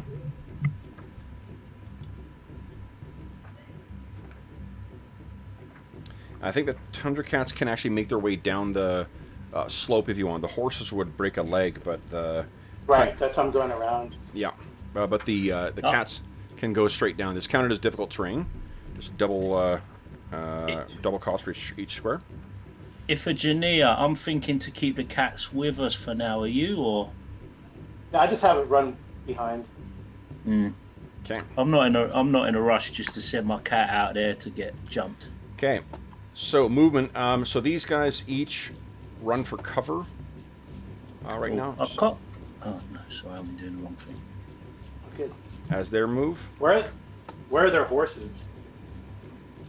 What's that? They're not running towards their horses then. Okay. They are not. No, they were going for cover. Sensible. Okay. Second phase. We have missile is Kane. Okay. I've got one at... Oh, they moved. I don't know now. I need to remeasure. They moved closer, so they wouldn't have moved. Oh, okay, cool. Yeah. Though they got cover now. All right. Let's go with that then. And boom. Oof. Oh, So hits one of the bark of the trees. that's a warning shot. Yep. Watch out. So then next is move. So you guys go ahead and move. It'll be, I think, just Iffy then. And the cats, if you're moving the cats. Yep. Okay. Do you want me to send my cat with you, Iphigenia?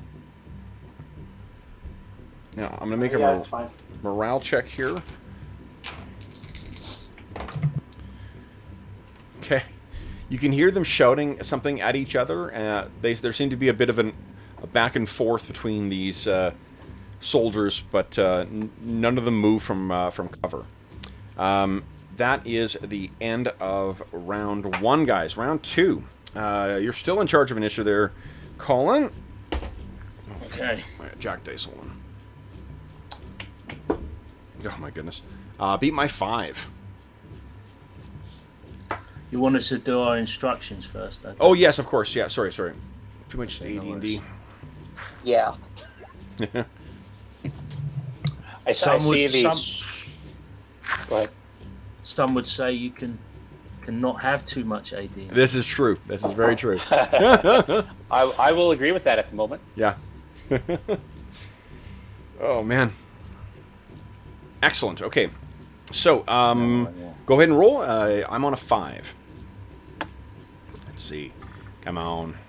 Nah. Yeah. Okay, so, Missile is up first. Gwyn, what do you want to do? She's going to take one shot. Go right ahead. I think I did. Button. And while these guys have taken cover, this is the kind of like, it's RPG cover, so they're sort of like behind there, and they're also checking out and like trying to get an eye on you so you can get a shot. They're not fully behind the trees. Hey, thwunk, hits the trees. Then it is... That's all right. If I keep them in cover, then the cats and the warriors will get there. That's it. You pinned them down, man. That's a legit tactic. Yep. So, in fact, that's why I spread my missiles out to 2 phases. Oh my god. None of them move. There's still more shouting and whatnot. You have effectively pinned them down. That's it. Again. Buttoned down and suppressed. Iffy and Kane, go ahead and make your moves.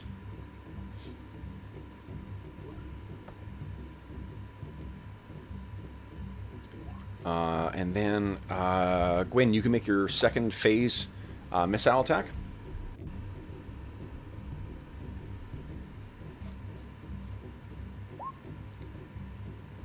Wow. 1. That's 5. I'm assuming it's difficult terrain through the trees, right? Yeah, so... I basically counted it as 2 for the cat. If you're moving through a square with the trees, if you're in one of the squares that's open, don't worry about it. You can I moved the cat. I moved the horse around, but the cat I moved through the trees, and I just counted each square as 2. Yep, that's fine. Okay. Then that's actually a miss, Gwyn, just because of the amount of cover they've got. Yeah. Okay, and then it is, I think that's It's a closer miss. Hopefully it keeps them behind the trees. Definitely. Well, they haven't moved from where they are right now. So that's the end of round 2, guys. We're on to round another movement. 3. Oh, yeah. Our second movement. Second movements. Go ahead, guys. Forgot you guys lost initiative. You guys are usually winning.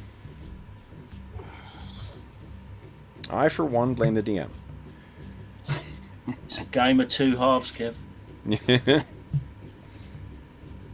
This is just some initial tactical positioning. Yep. Before we move in for the kill. All right. Magic hold. Okay.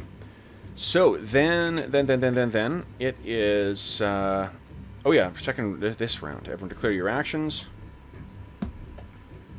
Undan. I guess it passes to George. You'll be in charge of initiatizing here. The fate of your fellows rests on your shoulders. Will they survive? It is a 4. Beat my 4, George. Okay, here we go. Ooh. What do you think you're playing? AD&D? Come on. Yeah, exactly. All right. So then, they're up first. Let's see if they can actually... Don't come Monday, George. Okay. One of them seems to spot you, Iffy. So they are moving, but you guys get actions first. So, Gwyn, you're up first. Oh, then they won initiative. So, Gwyn is up first. Whoa! Roll a 1d6. 1d6? Yeah, for crit. Oh, right. Oh, nice. Yeah. Come on. A 4 is times 2 damage. That is 6. I'm assuming you're targeting the same guy again. Yeah. Yeah. Okay. So he kind of keeps poking his eye out, peeking out. You sort of carefully line up your shot and then time it, And then his last peek out hits him square in the head. He drops down. Nice shooting. I am going to force another. Okay. Basically, they failed morale for the first 3 rounds, so they just would not move. But this time, they that has prompted them. Next is Magic. Iffy, what do you got on deck here? Lightning bolt. Whoa. Awesome. Nice. Okay. So then It's a little overkill, but I rarely get to use it. Yeah. Roasted. Go ahead. I think it's a 5v6. It's 5v6, so they can Yeah, save just go ahead and that. roll damage. I roll damage, and we'll see whether they can possibly survive with a save before I make it. I rolled it was pretty poor. I guess. Yeah. I guess Shit. the trees got in the way. You know. Yeah, no, it makes Yeah. sense. But yeah, just The massive. cats like roasted or like electrified heat. Okay, one failed, one saved. So let's see here. The one who failed is definitely dead. The one who saved is also dead anyway. All right. I don't know. So Someone can yell out surrender. what does it look like as she casts it, by the way? It's like this. I guess it's kind of like black lightning because she is a necromancer. So, Yeah. you know, black or purplish lightning, and it strikes. It kind of courses through the trees, tearing up the trees and probably smoldering them, not catching them on fire. It's not enough unless they're dry. Is it dry? And then it's a lightning bolt. Awesome. And then they just kind of fry and start burning in place there, blackened like Luke's aunt and uncle. I was thinking exactly that. I will tell you though, I cannot hear. Uncle Owen and Aunt Beru. I cannot hear black lightning without thinking of Sinbad. Because, Oh man. Oh god. The CW show is pretty good, but it will never replace in my consciousness Sinbad showing up at Superman's funeral.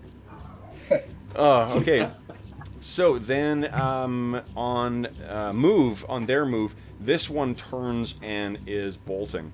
1, 2, 3, 4, 5, 6. Okay, so he is trying to get the hell out of Dodge. Are we not? I was just going to say, Kev, can we not just like run him down, or? If he gets to his horse, then Oh, is his horse down there? Okay. his horse may be nearby. There's a lot of uneven terrain here. Then let's see here. Move is Kane. This is still first phase too. Jeez. Yeah, I don't think I can. I can only half move, right? I don't No, even you think can't. I can Once you move, cast Kevin. magic, you got to I remain can't move. stationary. Yeah. Your stuff. Yeah, you're done. But you can move and cast. I thought. You can move in first phase, then you can cast. Yeah. But that's it. Yeah, you can't. Okay. Yep. Got it. Okay. So Kane's moving a bit. Tundra Tigers were free to move as well too. Oh, okay. You're Oh yeah. staying Send, stationary. All right. just send the tiger 1, 2, 3, 4, 5, 6, 7. Okay, then second is missile. Second phase missile to Gwen. You go right ahead. Can I see the horses? You cannot see the horses, but you can see him. He's running to the south right now.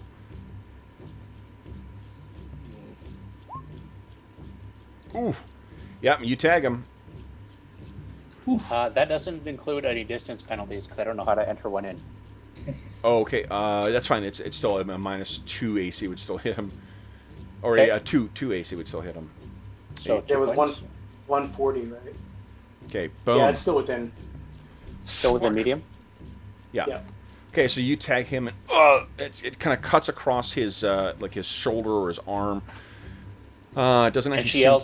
she yells surrender. Okay, across this little valley here. Yeah. Then it is, I guess, move is him again, and then it's Kane's turn to move. So he goes scrambling up this hill here. 1, 2, 3, 4, 5, Oh, maybe it's like a camp. 6. A camp of them. Okay. Oh, camp of them. All right, that I believe. Oh, then we got the move from Kane, and then it is the end of the turn.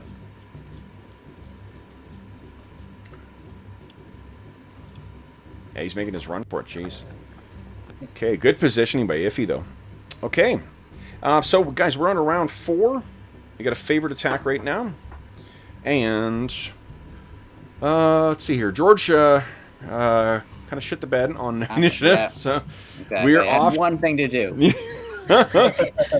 One simple task. We give Yeah. you one simple task. And you Will- roll on one. Oh, first, everyone declare actions. If he's moving, what's Gwen doing? And King. Oh, the 0 is hold. Sorry. Well, that's okay. I put a 0. We're doing nothing. 0. 0. Gwen's watching the guy, and she's anticipating that he's going to get away, or that we're not going to get to him in time. Well, he's sort of got to come past us to get home. Yeah, and it looks like he's like going up the slope or something. Right, but if he's on a horse, he can ride way around us. Oh yeah. Down So, here. I see you posted about Modifius in the Discord, George. So I got PDFs, I got emails from them at both my email addresses, and the when I looked at it just very quickly, it says a PDF for you and shipping. It says resumes, but I thought it said shipping resumes. I'm like, that's a weird passive aggressive thing to do on your way out the door. That's right. Fuck y'all! I've been fired. I'm out of here. Enjoy your PDF, motherfuckers. Okay, so then, Will, beat my 4. Oh, okay. Come on, Will. Let's see what we can do here. Where there's a will, there's a way. Here comes There it goes. big money. Oh, hold And doop, doop, doop, doop, doop, doop, doop. This tension She's killing me. drama. Nice. Oh, it's all in, Nice. it's all in the wrist action there, Will. Worth the That's wait. right. Definitely. All right. So first up is going to be Missile. Gwen, you get 2 shots at this guy as he's about to run behind the far side of that hill.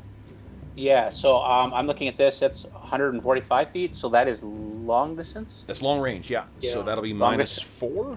Is that right, or -5? Okay, so if I put -4 in the attack modifier, will that automatically calculate it in? -5 to attack modifier, yeah. -5? It should, I think. -5. No, put that in there, and then Oh. that's with the -5. So that is a hit, even in spite of the things. And that actually does sink into him. And then, oh, that's not good. All right, so the first one is a solid hit. Oh, it seems to really hobble him a bit. But that second one falls short or long. And I'll yell surrender again. Okay. Let me. Okay.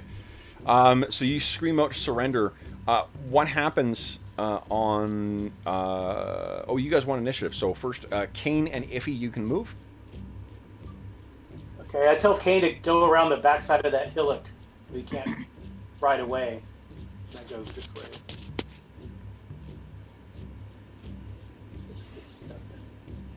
Backside of the hillock. So you mean for me to go south? Southish? 10, 11, 12.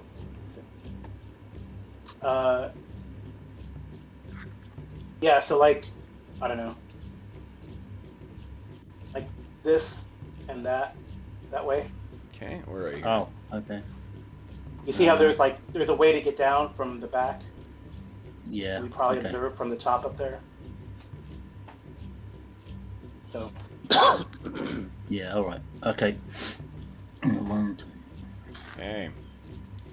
All right. So then on their move, or in... oh, there. I gotta have the cat moves. The cat. Okay. Sorry.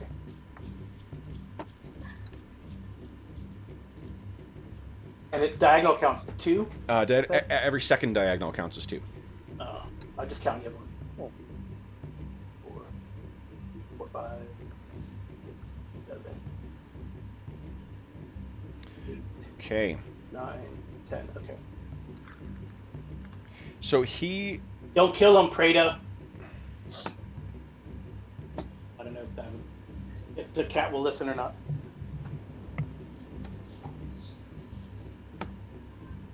So he throws up his arms turns and he's I guess he has to put one down to try and hold the arrow that's sticking out of his side.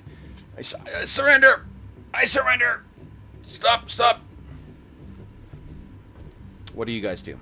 We can drop out of combat now. He's not fighting anymore. If you want to strike him down, you can do that. If we move out of combat and apprehend him. Apprehend him. Yeah. Have the cats kind of backing. Growling. Yeah, growling at him. And then take him to Kane. Okay. I guess I'll walk my horse. And are there horses around here? Can we see them? Yes, on the far side, there's actually 4 horses that are tethered up. Let's loot their horses. Let's get their horses. Yeah, take their horses back and. Yeah, and they have some forage. They're apparently foraging for some herbs and for some plants. Wow, interesting. All right, you can question them. Yeah, I'm. I guess I'll reluctantly say my lord, because I want to give these people the impression that you're in charge. Okay. At some point. A+ role playing by Carl. That's awesome. Yeah. Well, we got to keep up appearances. We all know Malo's in charge. The face of the pride. I'm gonna whisper quietly, whilst maybe Gwenrig covers the prisoner, make sure that there's no tricks. Okay. And I'm just gonna sort of take Iphigenia to one side and say, I think we should take the heads of the ones we shot. As grisly as it may seem. Well, the one that we shot, the other 2 are like crumbling bodies. Well, that's perfect. Have they got really charred heads? Okay. Because it's shock we can and put them awe. on the horses, I guess. Shock and awe. I mean, this is a battle of morale now. Yeah, we need to put pull the some. bodies on them.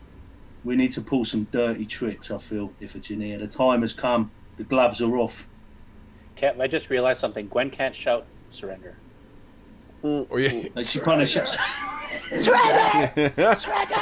Oh well. You found your voice somehow. Yeah, I think the last thing you'll shout, I think in your eagerness to scream that out, you managed to get it out, but you'll never scream again. Can't you do sort of skywriting with a fancy shot with your arrow or something? It says 5e. Come on. Low blow. I know. Oh, everybody's a critic. Now I know. I know. Now you're gonna get Colin going.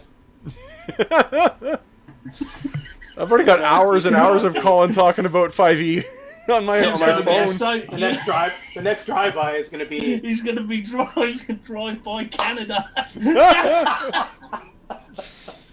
All right. Yeah. Borders are closed to non-Canadians at the moment. Yeah, Colin is known as the 5e apologist on the Audio Dungeon Discord. Yeah. Hey, if I got a game, For everyone, for our listeners. Hey, games are fun. Yeah, absolutely. No addition warring here. So. No, that's right, man. You think I never played anything else? So I guess Iphigenia will do the grisly task of collecting the bodies, because she's looking for bodies to eventually animate into an undead army. So, well, I thought you were, uniquely equipped to deal with this. Why? Because I'm a woman? Because you're a necromancer. You freak. Because of that T-shirt that Kev was talking about. Oh shit! So you. I say that in jest. Yeah. So it's our standard pattern. I reckon we get the prisoner, tie him over the horse, strip him of his armaments. Yep. Well, actually, strip him of his clothes. Full humiliation. Get his bare butt to the sun. Okay. Get his we pale should butt. get back to the keep. Get back to the keep too. Okay. We're not trying to hunt down every single foraging party. Okay. No, this is enough for starters. This will be a lesson to them. All right. So you guys ride back to the keep. It is probably about late afternoon by the time you guys return with your prize. I'm assuming you haven't really talked to him yet. Nah. We're giving him the cold. We're giving him the silent treatment. Ooh. Okay. So he has. There's a little bit of. Good shooting, Gwynrig. Yeah, that was fine shooting. You're promoted.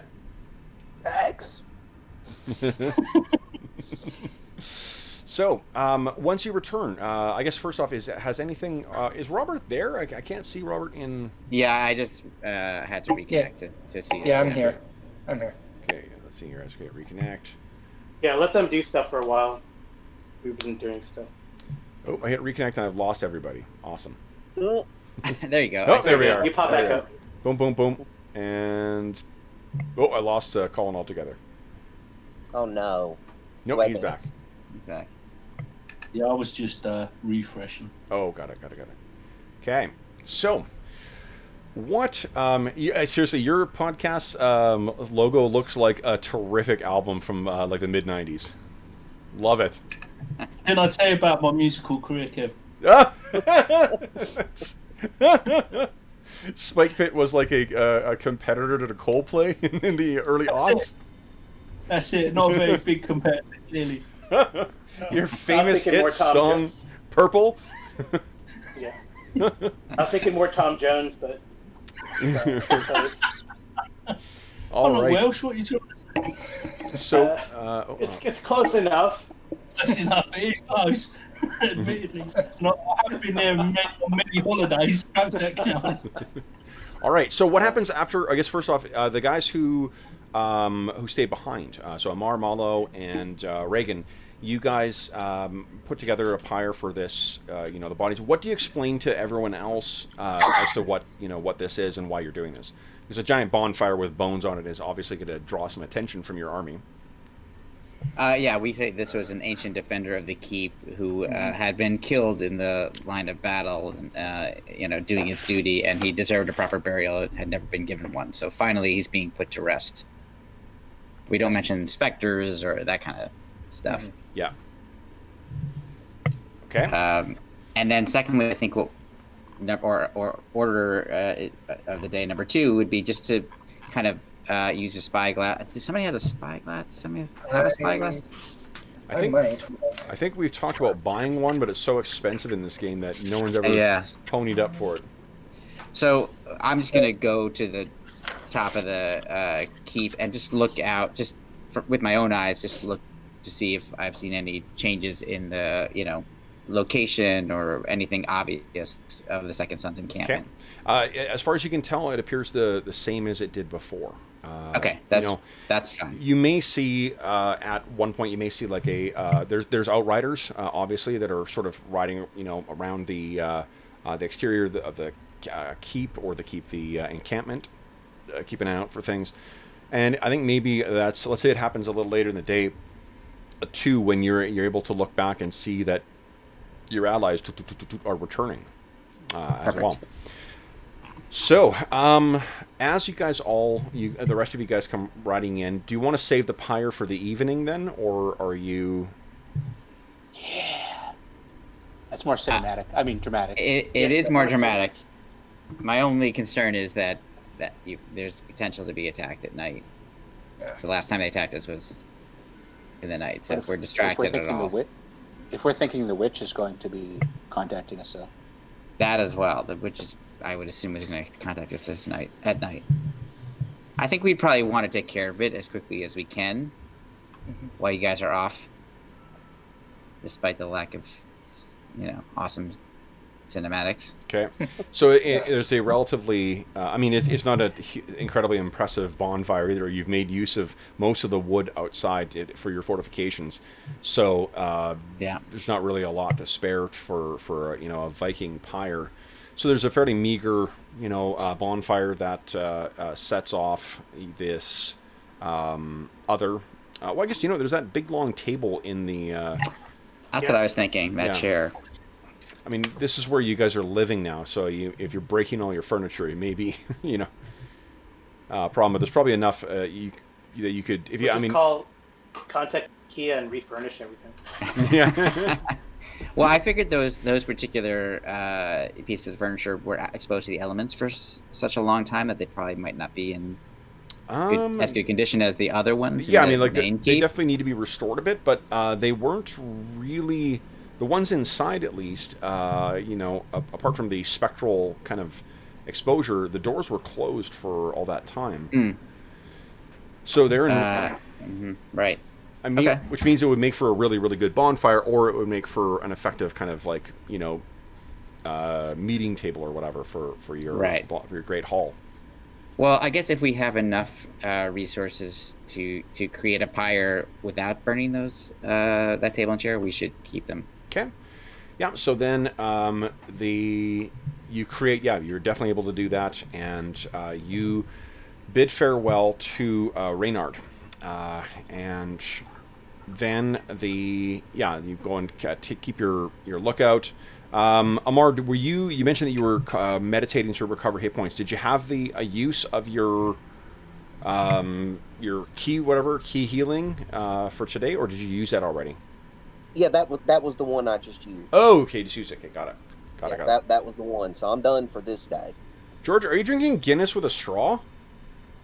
No, I'm still on this insane Coke Zero Zero Coke vanilla Zero thing. Okay, yeah. Sorry, I don't know why I thought it. The only thing I can. Like, but holy although, shit. that sounds like a good idea. It's an hour earlier. There. I mean, like 9 in the morning. Yeah, if anything calls for day drinking, it's a fucking quarantine. I can pretend I'm with Colin. Yeah. And it's a reasonable time to start. All right. So then, I'm on the hard cider, man. Nice. So then, guys, what are we doing next? Is there anything that's going to happen before nightfall, or are there any plans you want to make before nightfall? You do. Well, did you want to interrogate this guy before? Yeah. I'll let I don't know what you. that. Colin wants to do something with these dead bodies. I was going to make a show of coming into the camp with the horses, throw down the heads in front of the men. This is how we deal with the enemies. Okay. They're desperate. They've come looking for food, and they've met with their end. Whoa! Awesome. Like one of the heads is appears to be a severed head. The other ones are these scorched and charred remains. So. And there was a fire. Awesome. And I'm the going gods are with us. Lightning struck them. Nice. I'm gonna look through the troops and pick out 4 men that have performed most admirably in their defense of the castle, and I'm gonna gift them with a horse each for their nice. Nice. So when this is all over and we're victorious, you'll be able to ride out of here like heroes on your new horses. Nice. How do we want to do that, King? Hey? Do you want to have the men choose or their captains? Are you questioning me, Gwenry? No, she's asking, like, do you know who's done what, or do you want guys to like volunteer their friends, like, hey, John did something really awesome in this battle, or so and so did this to save their buddy? That would be a really good idea. You know what? However, I wouldn't want to suffer the loss of face retcon in my previous. Gwen actually, Gwen fought in their ranks for a good chunk of time. I mean, I'd probably be well aware of that. If Gwen hasn't got a horse, she would obviously be one of the people that I would pick out. Because that's not what she was getting at. What she was getting at was when you're raging in battle, are you seeing all the cool stuff the guys are doing up on the ramparts? So narratively, I'm thinking I'd probably give her a horse straight away, and I think Kane's shrewd enough to maybe, like, with just a few eyebrows and stuff and a few exchange glances, you might be able to point me in the right direction of the folk that that you thought were most deserving. Okay. Or I mean, I could just sort of gesture with my hand to you. Hopefully you'd get the message. I don't know. What do you think, Dave?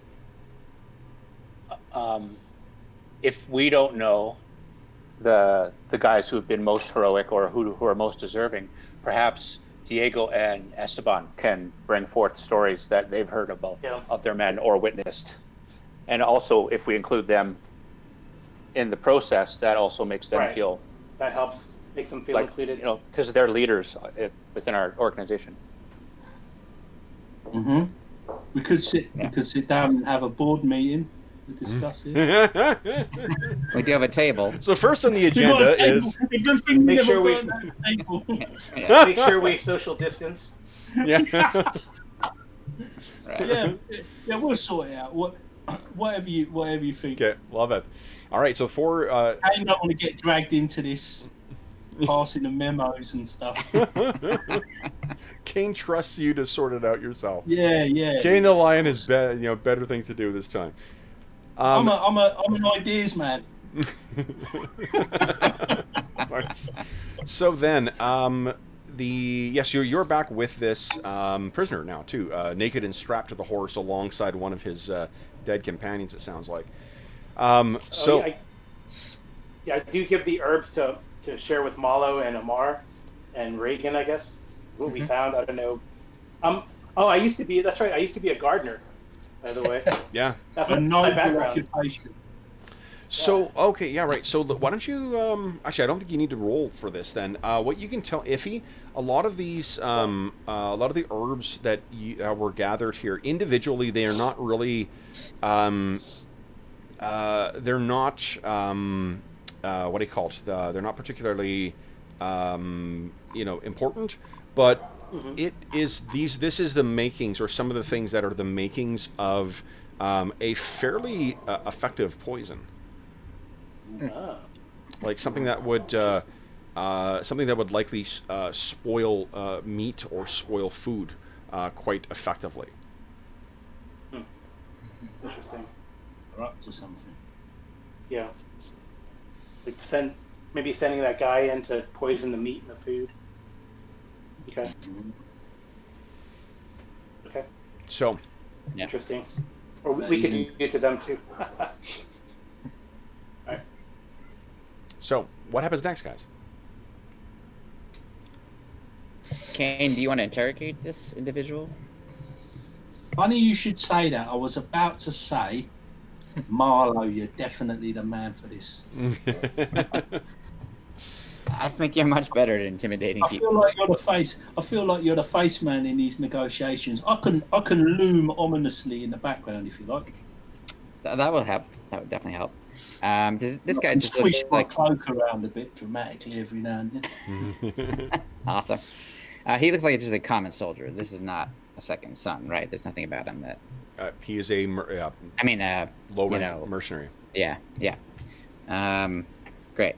And what's his disposition seem to be? Is he afraid? Terrified. Is he terrified? Okay. Yeah. And quite badly wounded too. He's on the cusp of death. Very nasty arrow shot, and then a couple other relatively minor wounds. But there's an arrow that's like sticking into his kidney. We don't have somebody who's trained. We don't have a medic of some kind. You've got Reagan. people, right? That within the mercenary unit, we don't have a medic. Not really. I know we had somebody. Yeah, okay. Is anybody able to? I turned away from him and asked the group. Is anybody able to give him some just minor healing? I'm out. Yeah. Yeah, I'm out as well. Okay. Does he seem like he would need these wounds? If cleaning the wounds would be beneficial, not to heal him, but just to prevent. Yeah, I mean you infection prevent... or something. Get that arrow out. Yeah. Okay. Yeah. So I think we should do that just as a starting point. Okay. So he's at least not going to die from this arrow being stuck in him. Wound is cleaned, it's dressed, and you guys can figure the hospital has now, or your pest tent has now been largely cleared out. Everyone has recovered, at least is up on their feet again. You can make use of that to also interrogate him if you like. Yeah, I think that's great. Do it away from the rest of the mercenary. Our mercenaries. I think we should we should include the brothers. If that's Diego and Esteban. yeah. Keep them with the, the officer party. Keep them in the loop. Hiding thing. Yeah, Or keep should them we in the have loop. Quick. one with us and one out, kind of staying in charge of the rest of the mercenaries? Yeah, that's probably better. That's probably better, just in case. Okay. Esteban Is my seemed to be... arrow Oh, go ahead. is my arrow salvageable? Yeah, here it'll be one of your twos. Yeah. Nice. So of the two, Diego was the one who seemed more keen to leave. Esteban was the one who was in favor of honoring your contract when Reagan overheard them. Which of the two brothers is being brought in this negotiation? Reagan, what do you think? I would say Diego, because he seems to have a little bit. He's obviously the leader and of the two, and it seems like Esteban kind of follows along with what he wants, even if he doesn't Right. necessarily agree with it. So I think getting him on board is the better one. That makes sense to me. It also shows that we now trust him, or that we still trust him. Okay. Okay. Let's do that. And we'll all go into the infirmary. Does everybody want to join? Yeah. Yeah. Great. So I think we should have somebody lead him into the infirmary, and we have a little bit of a powwow right before we go in. It's out of earshot of this mercenary. So once he goes into the infirmary tent area, I'll say I think we should. He is a mercenary. He's just a work for hire. Perhaps we can hire him to work for us. I don't think they have any particular allegiance, but we'll find out if that's not the case. We'll But I just find want to out, let you know yeah. ahead of time that I might make an offer if we. But I'll kind of look back to you all and see what you're thinking. But that's what that look will be. Yeah. And anybody feel free to jump in, by the way, as we go. Okay.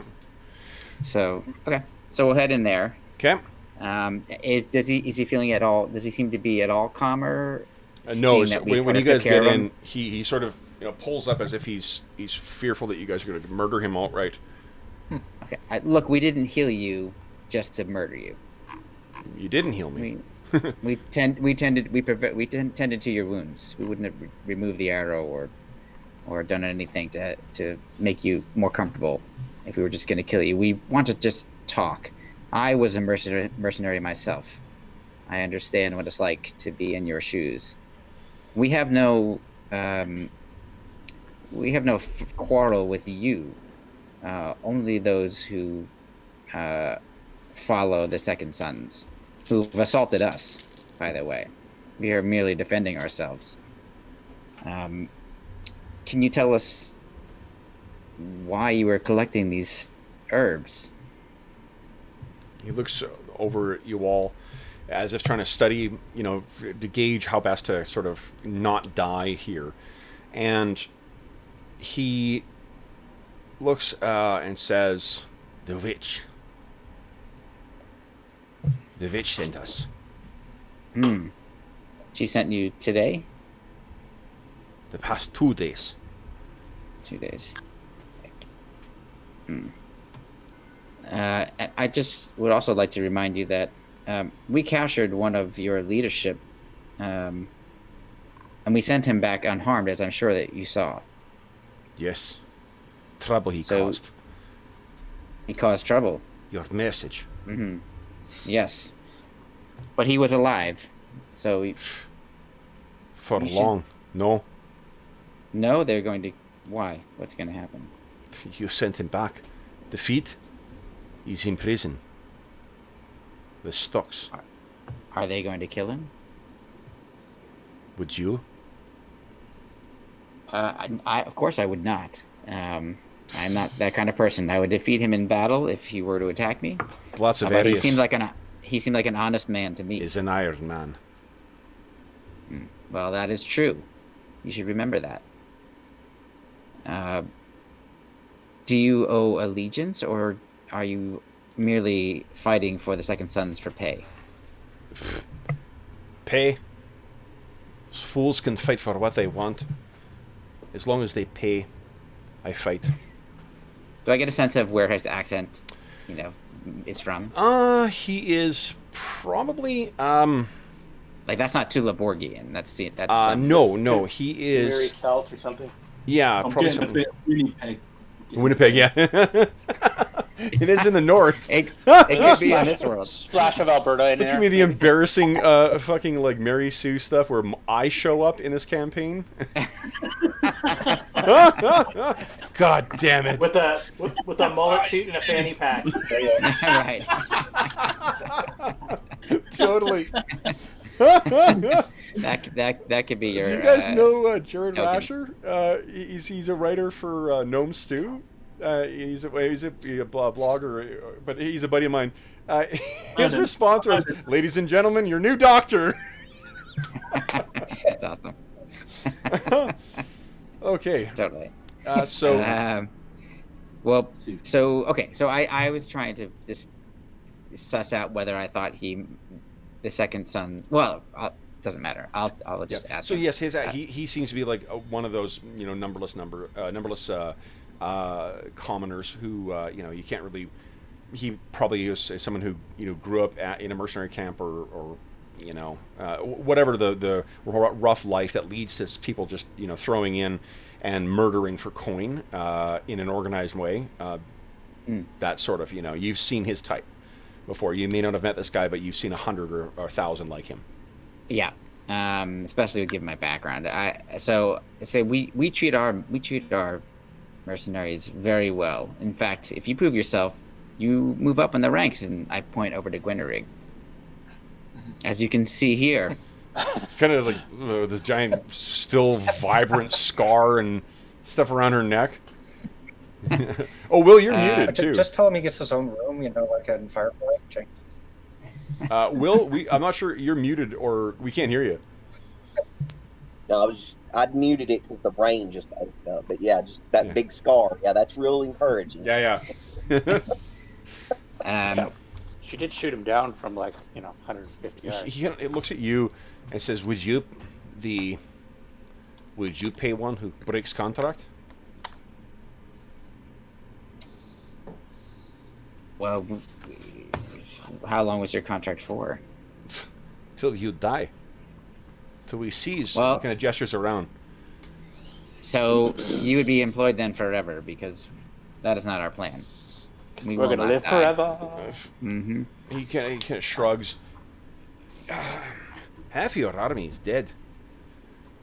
So they say. Yeah, so they say. There are many more things afoot than you are aware of. I'll just tell you that. Yeah. But we... Sometimes the army wins. Sometimes the army lose. Well, I think you have two options here. You seem like a reasonable person. You want to live. If you answer our questions, we will be amenable to setting you free or perhaps making some kind of other arrangement with you. But what we want to know is what is the morale in the Second Son's camp at the moment after all that has gone on. What? All what has gone on? Well, you just said that when I can't remember the guy's name now. The Second Son that we sent back with the note was put in the stocks. Yes. It seems like Arcadius is unhappy with him. Yes, he lose. If there's that, and he lost 2 other men. Are you happy when your men lose? I'd rather them return alive, because so they can owe lose allegiance again. To them. You are a different leader than Blasiverius. Thank you. I take that as a great compliment.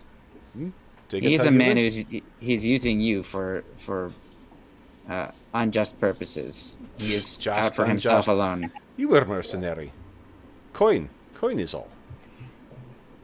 Well, if coin is all, perhaps we can make an arrangement with you based on coin, if coin is all. He struggles to get up. Velimir is not cheap. What? How much? What's his name? That's about enough.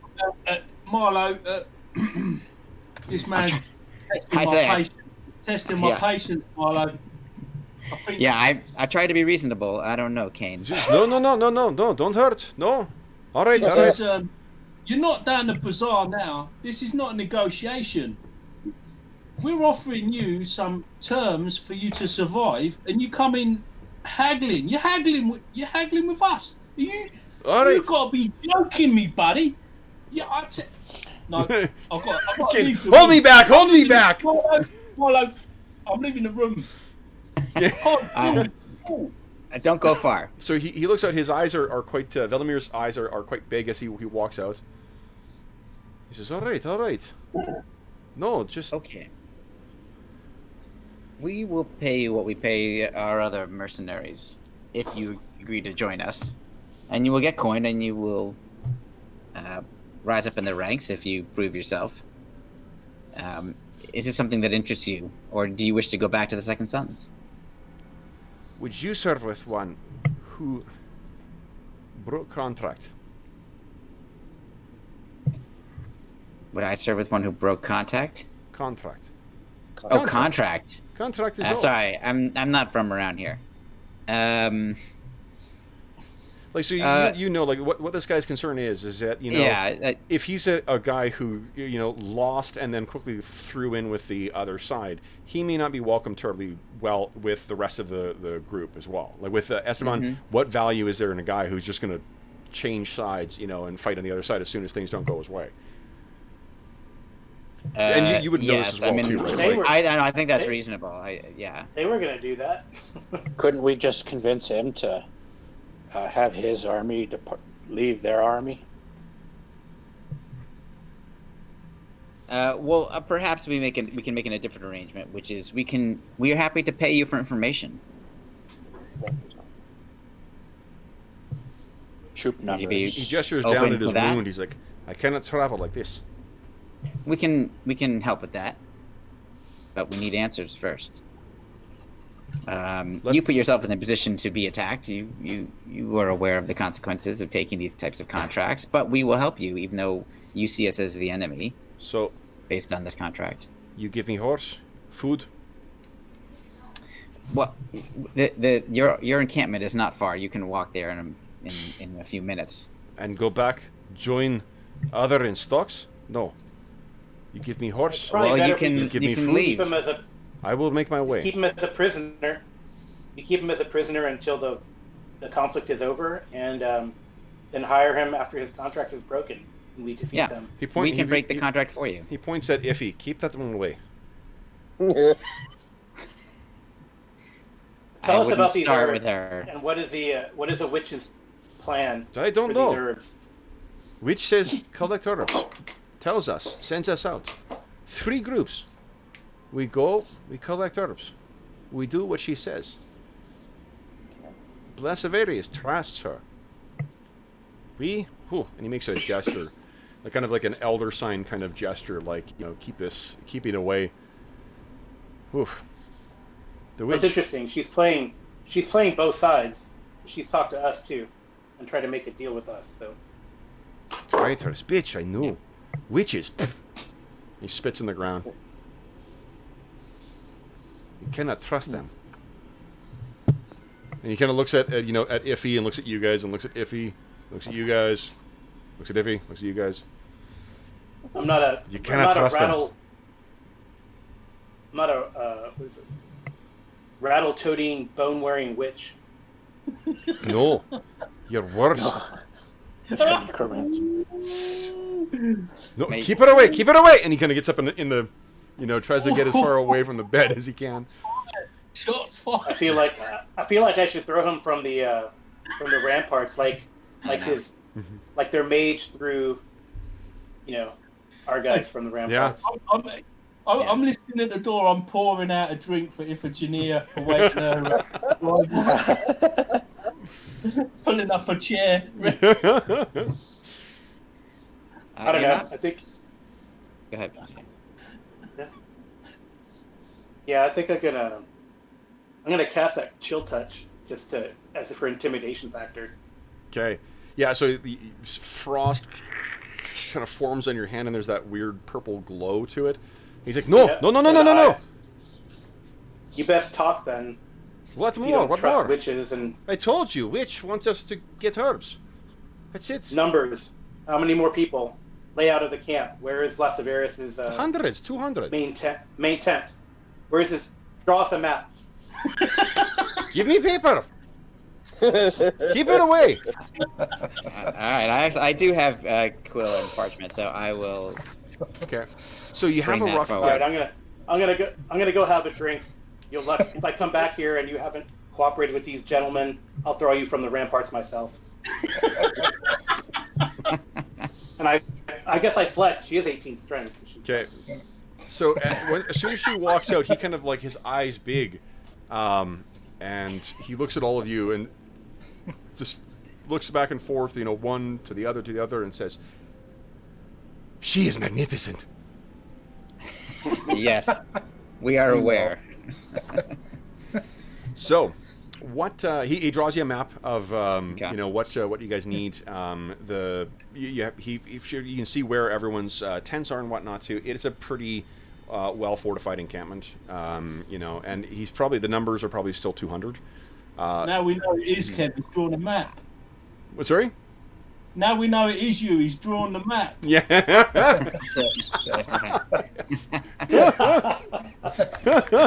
He's also into the wrong women, so yeah, that tracks. That's relative. That's relative. What's wrong with an Amazonian necromancer? Nothing in my book. Yeah, I'm not sure that threatening to throw off the ramparts is a healthy way to start a relationship. But what the fuck would I know? But you know where you stand. Yeah, That's true. exactly. I stand on shaky ground. So I then, think what we're going to need to do is establish sort of some kind of prison spot, like area where we can keep this guy under guard, because I don't see a benefit to him going back to the Second Sons, to letting him go, or to killing him.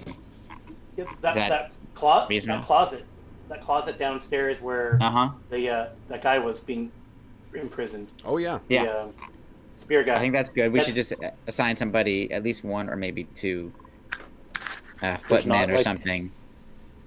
okay. So he is placed in Skokomo's old prison. Yeah, I mean we'll try to make sure he doesn't get infection or whatever. Yeah, and we'll give him some food and water. Sure. Yeah, I mean if it seems like it's maybe that's what we should have done with that other guy too, because now he seems like he's in a bad way.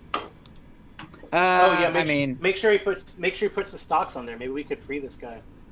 Yeah, that's what I was thinking. Yep. Yeah, that guy was totally honorable, so I think he did the right thing, and we should, do what we can to save him. Yep. Rescue mission. Yeah, well. Covert ops. Okay. Oh, it'll be covert, and then things will happen. That's a cool thing, though. That's okay. It starts off covert, and then Reagan makes me massive. Yeah. Yes. Okay, I think There's a few explosions. so. I think we should take this into account on our plans and just assume that it's not. Just don't even try to be covert, because make a plan that doesn't involve being covert and it'll go more smoothly. All right, I definitely am concerned about like the food stuffs, and I don't know how they would. I guess they could send in that guy who can shape change and turn invisible. Yeah. But then The master illusions. If the witch talks to us, we can say, "Hey, I thought we had a deal." Well, you know what I was thinking. She might be poisoning their food. Oh. Yeah. Because she asked them to, and she asked them to collect this stuff 2 days ago. Mm-hmm. So she may have been planning to use it against us, but then once she made a deal with us, she may have, decided to. No, then we have something we can give her then. The words of Skokomo echo in your ear. I will not truck with the witch. Yeah. Or maybe she's going to give them all poison for their weapons to finish us off. Mm-hmm. Could be anything. Does anybody to celebrate our bond, let's all eat cookies. You first. Right. I don't know if anybody, Reagan or maybe Iphigenia, has a way of determining if things are poisoned magically, that they could just prepare for tomorrow. There is a technique that we have carefully honed from our Night Below campaign, which we call the Dorman technique. And that's to expose yourself to poison to discover whether it's poison or not. Right. I'm aware of that technique. Yeah? Okay. Let's make that backup plan. Oh, poor John. Reagan does. No, Reagan doesn't. Reagan does? But she Doesn't. has Staff of Curing, which doesn't do it. Okay. I was just checking. If she can gain another level, I think she can deal with poison, but I need to check that. All right, well, let's spend the afternoon gaining a level for Reagan, Yeah. and then we. Where are some boars? Come on. Exercise montage. Yeah. Well, I mean, it seems like the thing that we're kind of waiting for, and we may have other things we want to do before this, is to see if we're contacted by Beargold in the evening. But is there anything we want to do between now and then? Well, I'm thinking we could secure our supplies and our stuff, and maybe increase the security on that stuff. Yeah, it's a good idea. Centralize it and increase security. Do we want to And take a probably shot have- at them at night? And probably have like one of the leadership guarding it.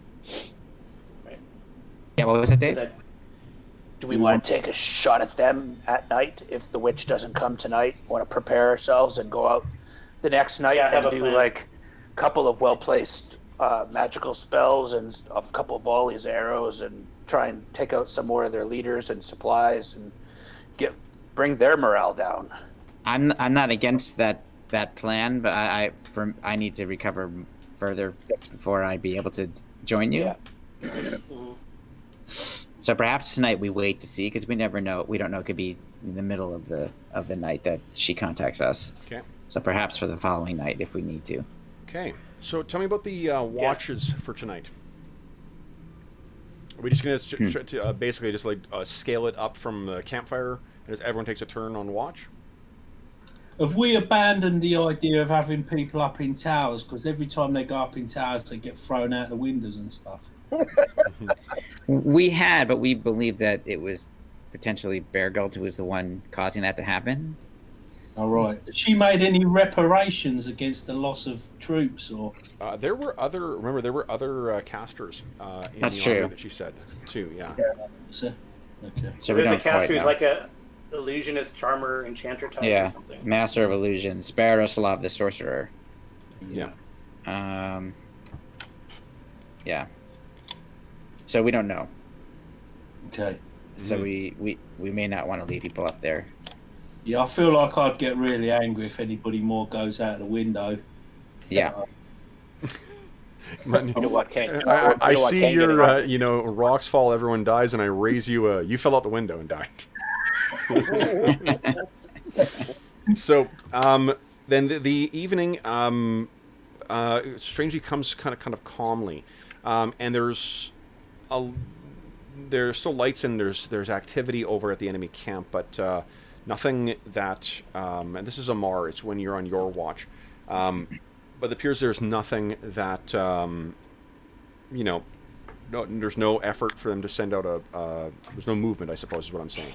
And the moon is still quite full tonight too, so you've got a very good vantage of the black, swath of grass that stretches between Ironfang Keep and the enemy encampment, hundreds of yards away. And your keen senses can hear the flapping of wings. And you turn, and that white owl has returned. The owl looks at you and says, "Greetings, Amar. My mistress awaits."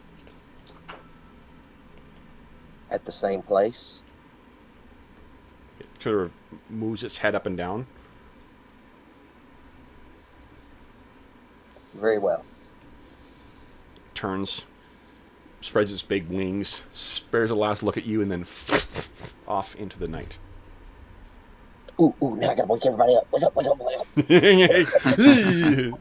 Running around.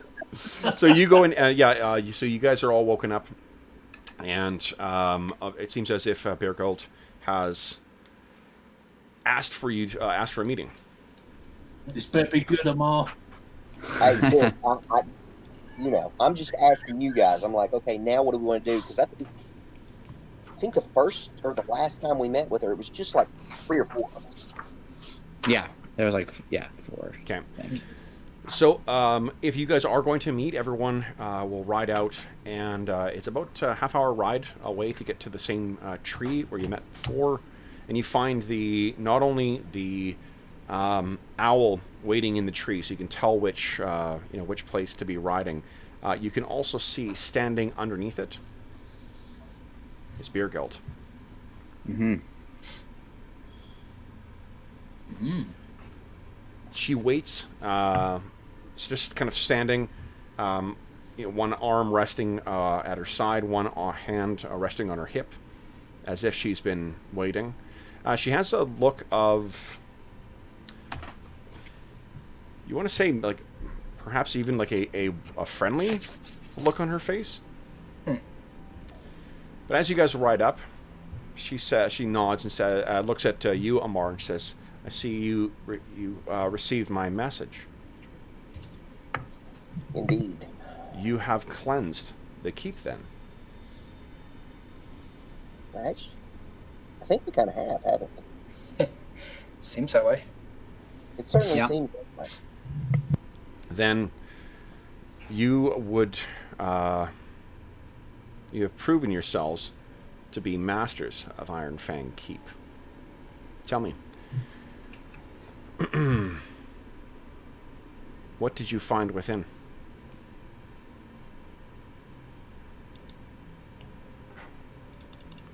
Well, we found several things. One was a gateway to other places, other worlds, we do not know what, made of some strange metal we've never encountered before. We also met travelers of Leng, which we slayed. Some of whom got away back to their homes or wherever they fled through the portal. But the portal has been closed, it is shut, and they cannot return. We also discovered... Is the means... the traveler's means of travel. Mm-hmm. Does it remain? It remains. It is functional. It is merely turned off. We also freed the one called the Stranger, whose true name appears to be Skokomo, the man we spoke of last, from his hidden, from his incarceration. You long incarceration. Freed it. Freed him. Yes. Where is he now? We do not know. I'm sorry, she says it. Where is it now? I do not know he referred to him as it, but we do not know where he is. We also encountered several specters, ghosts. I don't not know exactly what they should be called. Who we, in different ways, freed from their bondage to this place. The haunted dead are no surprise. But if you wish for them to remain gone, you will need to sanctify, close that door. She reaches in her robes and pulls out a satchel. This. Mm-hmm. Burn this within the halls, and it will prevent their return. Mm-hmm. That you have freed that thing and let it roam your halls. Why do you call it a thing? What do you believe it to be? What I believe is that no living thing from this world could survive in that place. Mm-hmm. And that the gate you found is one of many. Mm-hmm. That thing, I pray that your poor judgment will not prove the undoing of all you have accomplished. I do not doubt that, and I do not believe he will roam far. I can tell that he is bound to this place in some way. It may be. Burn this. And she hands it, holds it out, so waits for one of you guys to take it. I mean, Ben. I'll reach out and take it. Oh, good. And see what's in it. We'll see what it is that she's asking us to burn. It's basically like she's put together some kind of satchel that you would burn. You would guess it's got a smell of incense and lots of it's sandalwood. It's strange oils. It's really sharp smelling spices. And in what way will it sanctify this place? How will it prevent the dead from returning? You are a dabbler in arts that I mastered before your grandfather was born. It's probably fair. Would you explain the sophistications of your magic to a squirrel? If I was bored, Squirrels make I guess not. Her eyebrow arcs, as if her point was made. But we did capture a mercenary from that was in the employ of the Second Sons. He was told that he was ordered to fetch certain types of herbs that could be used as poison. She smiles, and that eyebrow goes even higher. Did he? He did. Do you know anything about this? Tomorrow will be the day. And how will it be used? Be prepared. Your final battle comes tomorrow. Will there be some sort of sign or signal? Undoubtedly. Mm-hmm. I see. Very well. I turn to my other companions and see if anyone else has questions I missed or that they wanted to ask. Okay. I mean, I guess I could. We have captured their herbs. Do you need them, or do you have enough material for what you are planning? I have sufficient. I have days of preparation, and the army of the Second Sons has an unfortunate habit of dying to you and your army. I planned that some may be lost in sending them to retrieve what I needed. Gird yourselves. Tomorrow will be the day. She turns and says, "Oh," and her reaches to the side. So, during the day or at night, or at dawn. She tosses something to the ground as well too, and it is. It sounds. You hear the rattling. It sounds like there are containers of some kind in there.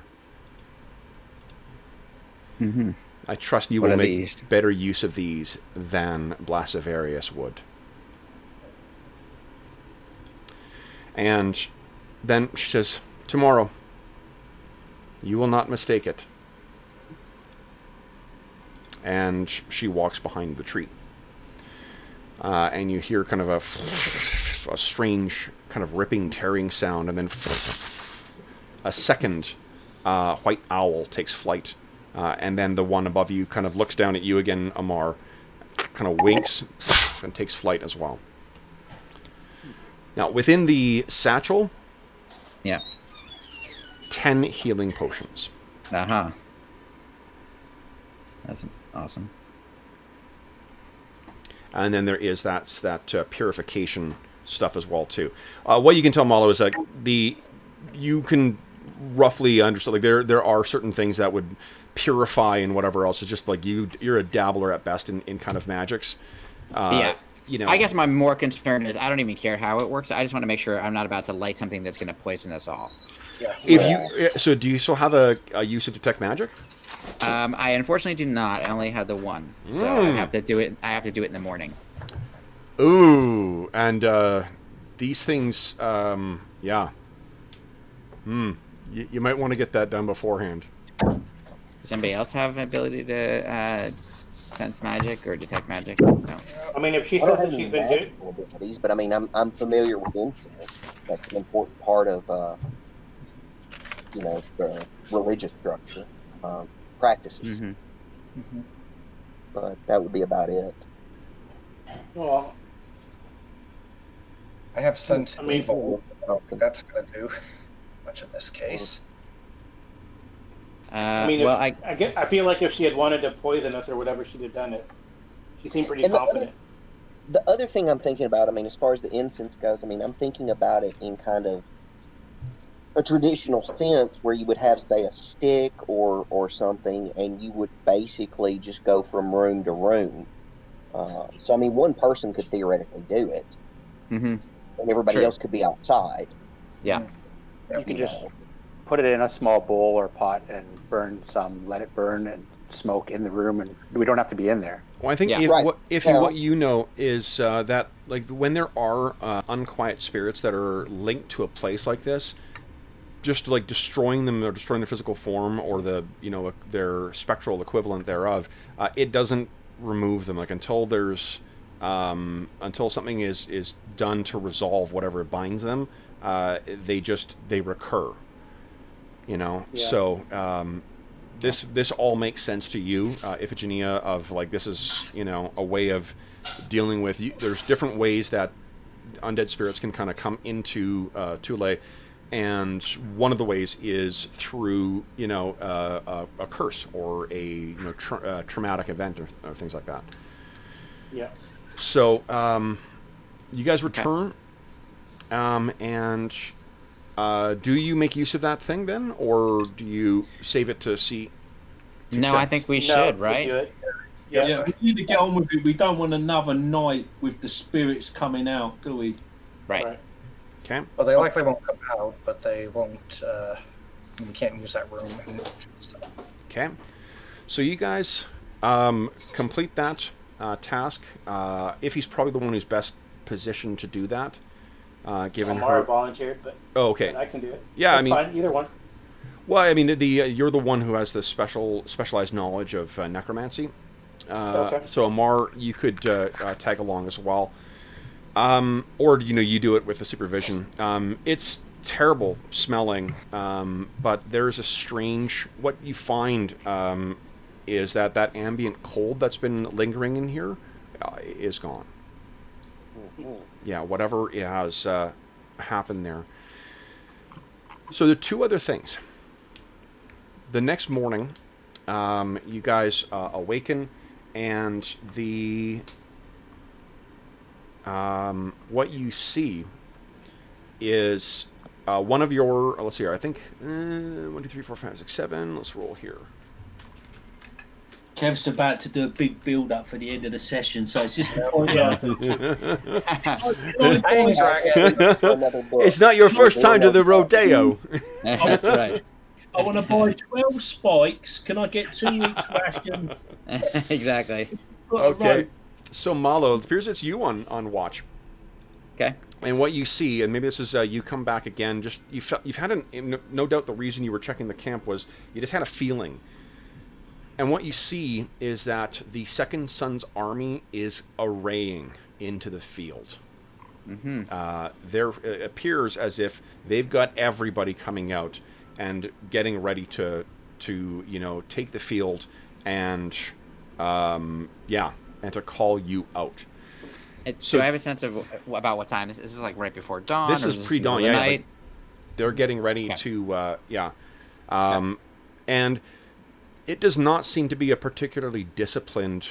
There's a lot of like shouting and people angrily riding up and down, getting people in line. This is not. I think you saw them. They got themselves up arrayed before when you guys first, when they first arrived at the castle, right? Or the keep.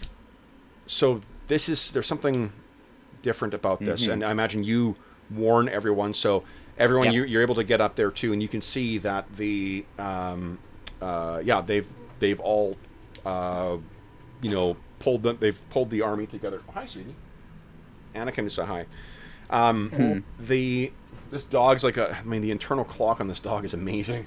Yeah. Fucking hell. It's like time to schedule. Yeah. Time to go for a stroll, Dad. Let's go. Come on, do XP. Come on. Yeah, get on it. So what? So what you see all of this sort of arraying, and what are you guys making of this? Like, what sort of what's going through everyone's head here, seeing this army now, just displayed before them? I We think should call for the alarm and get everyone going. but Bergild was prophetic. This was the day when the final battle will take place, and she must have done something to them. It's done. Yeah. So they're assembling. You said pre-dawn, so it's still nighttime or dark. When Malo first sees them, but it's like just in the early dusk, or early dawn. I'm going to go outside the keep. I'm going to walk outside the keep and go and stand out on the plain and get a nice clear view. Yeah. Bold as brass. Nice. Awesome. So as the sun comes up, facing it, it beautifully illuminates Kane, his lion, breastplate. I'll take my tiger with me for a walk as well. Nice. Awesome. It roars. Awesome. So, and then the rest of you guys, are you anyone joining Kane? Anyone on the ramparts? Anyone getting the army ready? What are you thinking? Well, did we spend enough hours sleeping to regain some hit points? You did, yes. Yeah, everyone would regain their spells, and everyone regains their hit points. Great. Then I will actually also go out with Kane. Get healing. What do you get overnight? It's your hit dice plus your con modifier. Hit dice plus con modifier? Yeah. Which I'm just going to roll quickly. Am I D10? D10 or D8? Nice. I may have to drink a potion or something. So who is still inside with the troops then? Malo and Kane are outside. Iffy, Reagan, Gwyn, and Amar, where are you guys at this point? Yeah, I'm going to stand up on the tower there. Okay. Looking at, assessing the army. Yeah. Getting something ready. Yeah, Reagan, she's going to, I don't want to take up a whole lot of time, it's already out, but she'll want to use the horn on anybody who still needs it. So, and that'll give them 8 hit points. So, how much do we get back from that? 8 hit points. Okay, that's awesome. That helps. Okay. Yeah, that helps. And then she will walk out. Why not? She's going to walk out with Kane. Okay. Gwen's going to climb up to the top of the tower that's closest to their army. So she can get a good So I think look. you're with Iffy then. Amar's walking through the ranks and just whispering blessings, prayers on each of the soldiers. So then, Iffy, I think you're the one who, or not Iffy, Amar, you're the one who sees this then. So the dawn has, the sun has risen. It's way off in the east still, so it's still, very, very early. Everyone's kind of getting ready. You can feel the nerves that are going through the crowd. And then you see the doors to the keep burst open, and someone comes running out. And they turn to one side. They're looking around as if trying to find one of the commanders. And this is one of the guards who is in the basement. One of the ones watching Velimir. Mm-hmm. You see him before he sees you, Amar. Okay. So let's see. I'm going to run over to him and say, what is it? He's got a panicked look on his face, and he says, the gate opened. We didn't know. And he went through. That Salish man. He must have opened it. He was through. Is he referring to the prisoner, or is he referring to the stranger? Skokomo, yeah. Yeah. Stranger. Okay. I wanted to make sure. And it came through. What came through? Look, and he gestures. He brings, and you can see that the other guard is walking up and carrying some form. And this form has a stained cloak, like a traveling cloak on. There's mud, there's, tears, there's wearing and whatnot, and the cloak is pulled down low on it. It staggers, and it's smaller than the man, but this form sort of is staggering as if like barely able to keep up. There, it came through. What do you do? Okay, so I'm going to go over there. You said the other soldier is bringing this, and I'm like, what do you have? So as you go running over, the robed figure sort of, it looks up, its face is shrouded in shadow. It staggers forward and kind of grabs your your robes, your azure robes, to try and hold up, and you sort of help this figure stand up. The robe falls back, and you are looking at the face of Prada. I was wondering. Cool. Face is, there's scarring, there's injuries, there's dirt. She looks up at you and simply says, "They are waking," and passes out. Oh, wonderful. And then you hear the sound of the horns from the enemy army. They are ready. So guys, that is where we will end our session. Awesome. It's all your fault, Hobbs. All your damn fault. Okay. Is that Hobbs' character? Yeah. Yes. Yeah. Yep. Awesome. Nice. Yeah. Very cool. I told him how we've been talking back and forth the last couple of weeks about what's happened during the interim, and there's been some really interesting things happening to her. There's a reason she went missing in this keep. Cool. Okay, so let me get XP here, guys. How many points? Did anyone spend any Astonishing Fortune? No. I don't think so. Outrageous. 1, 2, 3, 4, 5, 6. I'll give you 7. I'll give you the points for Arlen as well too. He, in spite of being sick, he still showed up. So, okay. Yeah. That's true. Yeah, that is what you call a trooper. That's right. A true Yes. Reaver of Thule. Okay. All right. Does that make me like a mini Reaver? Mini Reaver. Mini Reaver. Keep up that shooting. Keep up that shooting. Yeah. No. Okay, let's see. I need to find XP for one more thing here.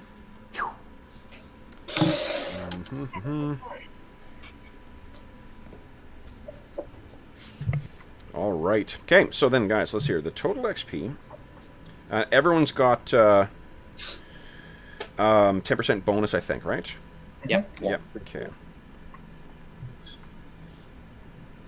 And sorry, 1, 2, 3, 4, 5, 6, 6.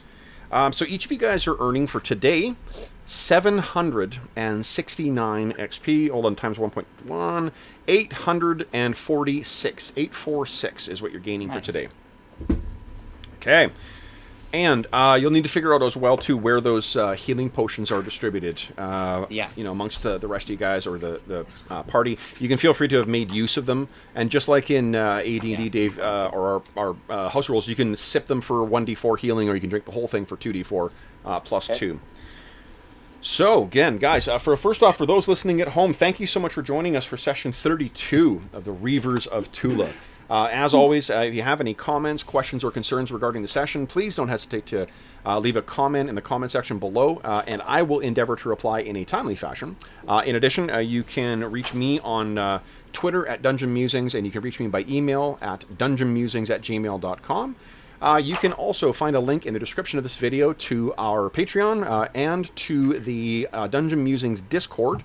The Discord has channels dedicated to all of the campaigns we run on the channel, including this one, all of our other games, and there's also channels on finding a game, there are assorted games, on new convention news, on setting up online play. So if you're curious about the comparison between different virtual tabletops, there's a really good discussion on that, which is timely given the current quarantine crisis.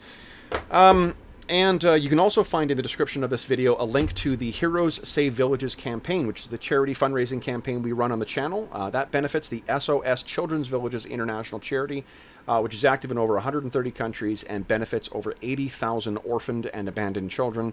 And just like everyone else on the planet right now, they have been affected by the current COVID-19 crisis as well, with unfortunately one of the villages having people testing positive for coronavirus. So this is a very challenging economic time, and the future looks fairly uncertain, so I don't want anyone to feel obliged by any means. But if you do find yourself in a position to donate, and you are considering making some donations, I'd ask you to consider clicking through and learning more about the Heroes Save Villages campaign. To date, we've raised almost $4,000 to benefit the kids who are benefit from their services.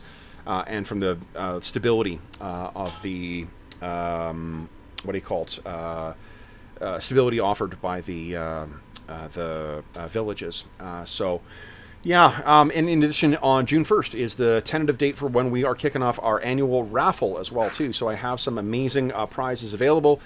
Some have been donated, some have been things I picked up, including I picked up 2 copies of the core rulebook for Astonishing Swordsmen and Sorcerers of Hyperborea, and those will be offered as prizes. We'll have more information about that as we get closer to the date, but that is something to mark in your calendar. June 1st is going to be an exciting time. Now, last but not least, I want to thank my players, who not only have suffered through 32 sessions with me, they also have suffered through an ever-increasingly longer outro. So... Carl, Robert, Dave, Colin, George, and Will, thank you so much for joining me today, guys. Thanks. Back in Thule. This was awesome. I can't wait for next session. Yeah. Neither can we. Get ready for some mass combat. Excellent. All right, so then for those listening at home, again, thank you so much for joining us. We hope this finds you healthy, safe, and weathering the current crisis as well as can be expected. We hope you're having a chance to get some gaming in, and until we see you again, happy gaming.